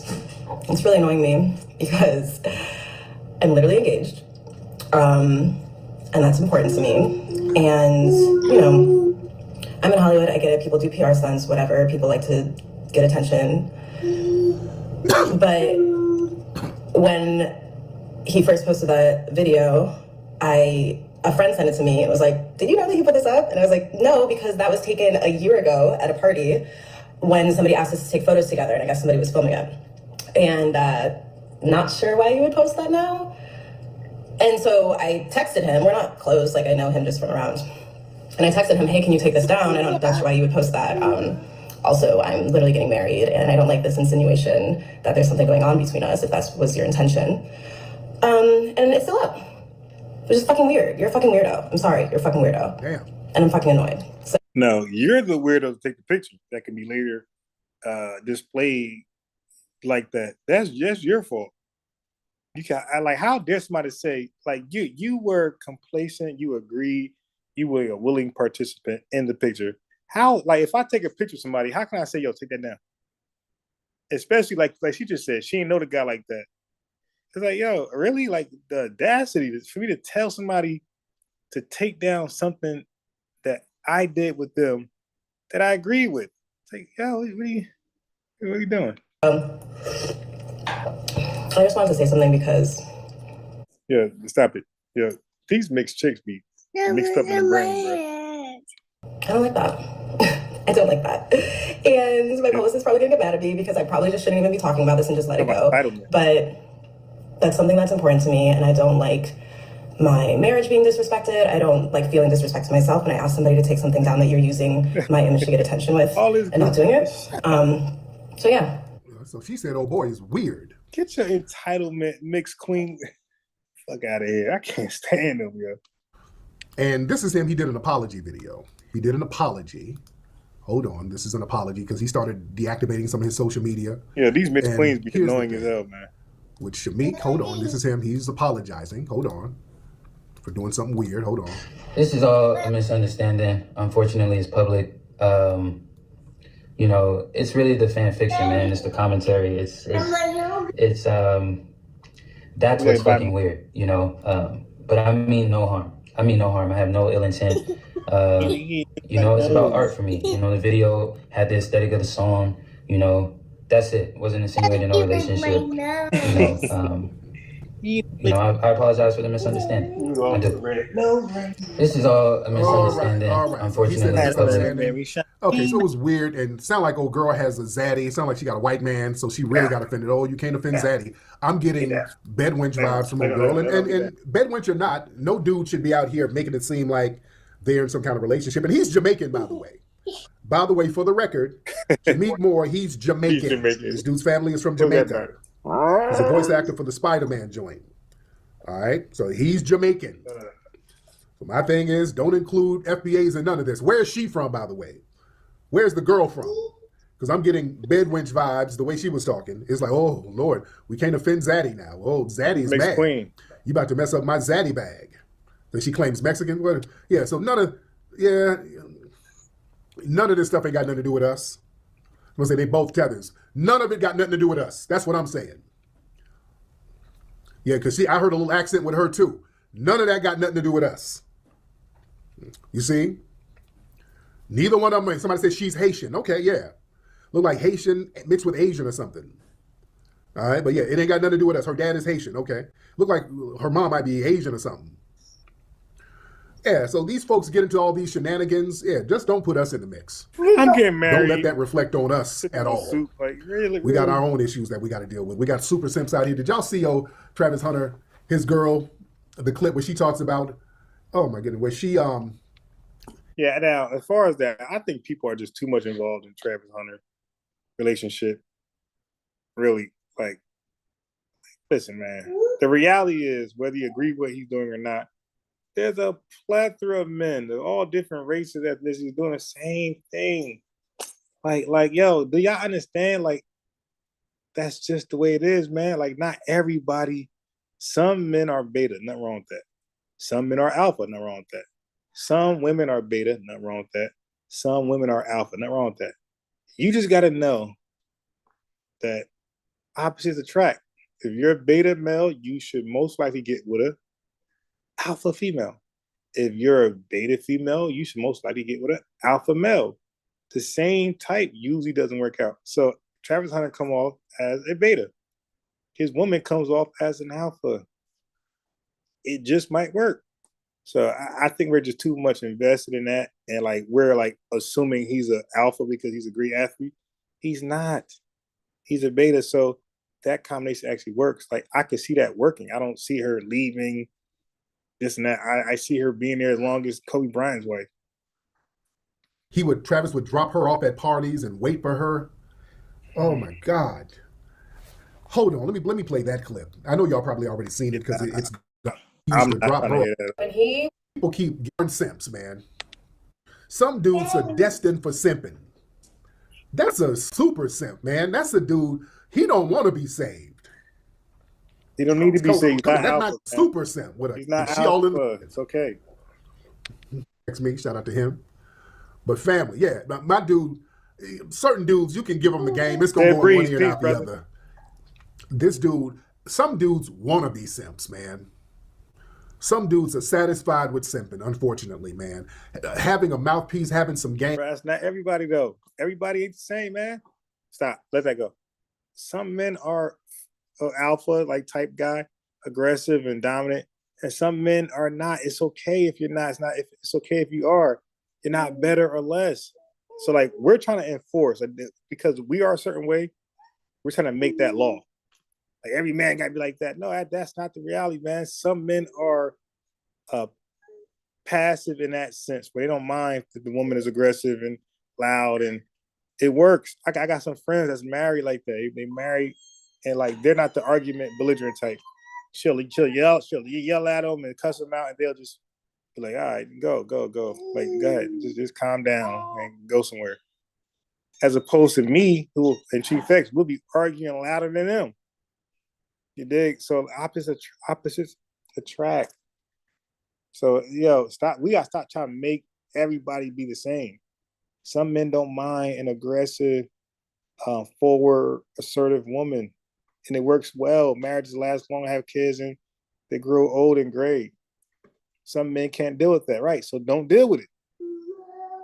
That's the thing with women. I'm being in abuse. Really, that's because you're with a guy who's alpha like you, stupid. You should have went with somebody who's passive, who's more like a beta, and it works out better. You're locking horns because you're dating the same type of person you are. That's too much work for them. And yet having a mouthpiece and really stepping it up, that's work, man. You got to really work on yourself. You got to discipline yourself. You just really got to be really into your inner being to really step your mouthpiece up and your game up. You got to really stand on discipline. Now, my boy, if he's complaining and she's doing what she's doing, yes, now people should speak up and say, "Hey, man, get out of there. He's in love. She's not complaining. So what are we complaining for?" That's the weird. So I see where it's going. You don't see where it's going because sometimes this works. Nobody knows. Okay, so now he disses her. He get another woman, and now she's the real gold digger, and she's the real chick who runs off, set him up. Now what? Say, see, like let him. Yeah, that's listen, man. Let him choose what's best for him, and if he says he's happy, if she says she's happy, why are we mad? That's my thing. Why are we mad? Travis he's a physically disciplined dude, but to not be a simp and it has to be in here, man. The game has to be in you, not on you. It ain't in it. You taking chicks off to parties and letting them party while you in the car. Dude, it ain't in you. It ain't in you. It is in him. It works. Good Lord. He's just gonna have to learn the hard way. He just has to learn the hard way, man. And respect to that dude. But yeah, there's some simps out here, dude. There's a generation of simps out here that cannot be saved, and these women are taking advantage of it. And some of these women are taking advantage, and some of these women. Should I put this on? Make it bigger. Hold on. So, baby, let me just address something because what I'm not gonna do, I'm not gonna tolerate no disrespect on this internet. You heard me. At the end of the day, y'all don't understand what real love is, baby. One thing about alpha. So a guy like me won't even. When I see this video, I'm good. Like, nah, I don't care how much you got going on, how pretty you are, how attractive. I know it's gonna be toxic. I'm good. Nope. I'm good. Because we're gonna bump heads. I'm good. So I'm good. I need somebody passive. a real man gonna stick by his woman no matter what. Boy, when you hear that one thing about a real man, it's always followed by some bullshit. What real love is, baby. One thing about a real man gonna stick by his woman no matter what. You heard me? That's real unconditional love, baby. So what y'all not gonna do, y'all not gonna disrespect me or my man. He stood by my side, baby. And even when I got married to this other dude, he stayed there. I had a baby with the dude, he stayed there. You know what I'm saying? And now I'm at a point in my life where I see how much this man loves and values me because he waited. Everything we went through, we got through. And I realized I have a king on my arms, you heard me? So y'all not gonna play with my man. Ain't nothing about him a simp, baby. I have a king. And I'm gonna do right. Passive though, like he's not everybody. Like I said, alpha doesn't mean better. Beta doesn't mean better. What means better is to get with the person who you can get along with. You're not gonna bump heads and lock horns too much. And I say alpha men, beta women, beta men, alpha women, if that's such a thing. But layman terms, how people use it. That's what I'm saying. Here on out. So baby. Come on, fellas. Oh, goodness. Man. And, hey, man, the simps are in motion, man. Simps are active out here in these streets right now. It's a simping epidemic, family. It's a simping epidemic. Dude, man, these dudes out here letting the women run the streets and just sitting around waiting on their turn. And when these women get pushed out the game, the simps are right there. They're keeping simps on standby. I can't even get mad at the women. If you can find you a good simp after you done ran the streets. I found myself doing the same thing he's doing. I found myself trying to make men think like me, act like me, and date women like me. That woman too aggressive, man. I wouldn't date her. But meanwhile, like he's always been a passive guy. Like now, he'll beat you up. He'll defend himself and beat you up. What I'm saying is he's not the rah guy, bark like a dog. Like he's low key. Like some people people are just like that. And they should, because they're like more quiet. They're going to talk too much. They're not boisterous. They're not going to hop in a live and talk like me and said breeze in the wild. No, they're not going to do that. They're going to sit back and maybe say a few words okay. But yeah, I'm telling you, man, like you can't have two barking dogs. in a relationship. Since the dog is barking, let me use that analogy. You can't have two barking dogs in a relationship. You just can't. Like, they don't really work that often. You need one barking dog. So the man got to bark, or the woman got to bark, and the other one be a cat.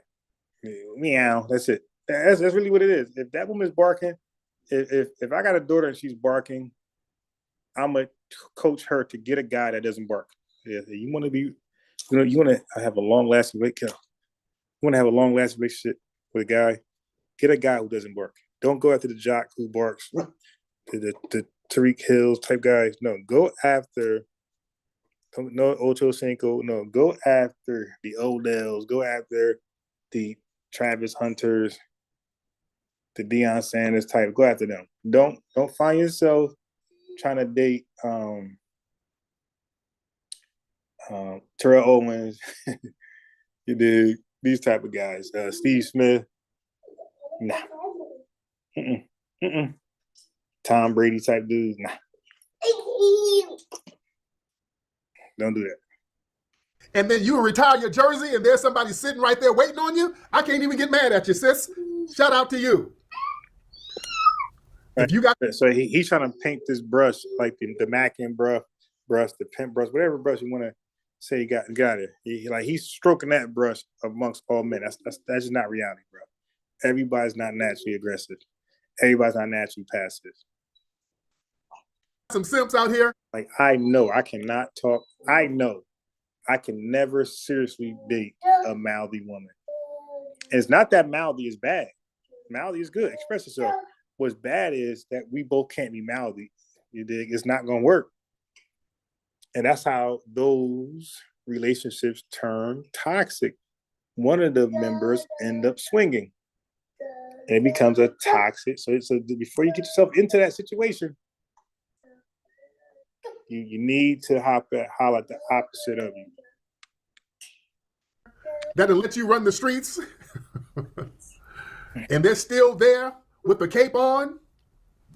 There you go. I'm not mad at you, women. But these simp dudes, come on, family. The simping epidemic is real out here. I hate when men push that Mac and pimp ideology on all men. Like, dude, like, that's just unfair. Man, that's what y'all on out here. Look, I've been married for a long time. Has the streets got this bad, family? Is it? Yeah, because I know a lot of passive guys that get a lot of women. They get a lot of. So the aggressive assertive doesn't work for everybody. So all these games, the guy gonna teach you how to spit game and all that type of stuff. A real guy will work with who you are and try to So if you're a passive guy, you don't talk much. Okay, then here, where does cologne? Like let your materialism speak for you. There, since you like to talk, okay, then you need to wear this. You need to smell like this. Let this talk for you. Let this say the first words for you. So now, a woman gonna compliment something you got on. So your materialistic or materialisms is gonna speak for you. Get a nice car. These things gonna speak for you. That's how you would game a guy coming up that don't got game, so to speak. You say, hey man, you don't need game. What you need is materialisms. They're gonna talk, and the guy who got game, he don't need much materialisms. He can go out there and you could tell him what to say and how to rebut and A, B, and C, the pickup lines, whatever. This bad out here, fellas. Is the game this raggedy? Good Lord. The internet has messed a lot of things up because being on the internet all the time, that doesn't give dudes a chance to build. Stop. Okay, anyway, man. I just want to play this whole video. It turned, it turned to some game Mac and stuff. But I really hate when people do that. Like, dude, help elevate somebody where they're at already. Like in business. You don't, if they hire you as a consultant, you don't come there and say, hey man, scrap the whole business, do this instead. You work with what they got already. So if you're trying to game a guy to get girls, you work what he got already. And some guy, not everybody's gonna be attracted to women when they first see them. So you want to have some things that they think is nice. Maybe like a suit like Kevin Samuels, maybe not. Maybe dress like Dame Dash, but whatever it is, you have to appeal to that and help that looks, look attractive to certain women. All right. Anyway, man, peace. I appreciate y'all. I'm out.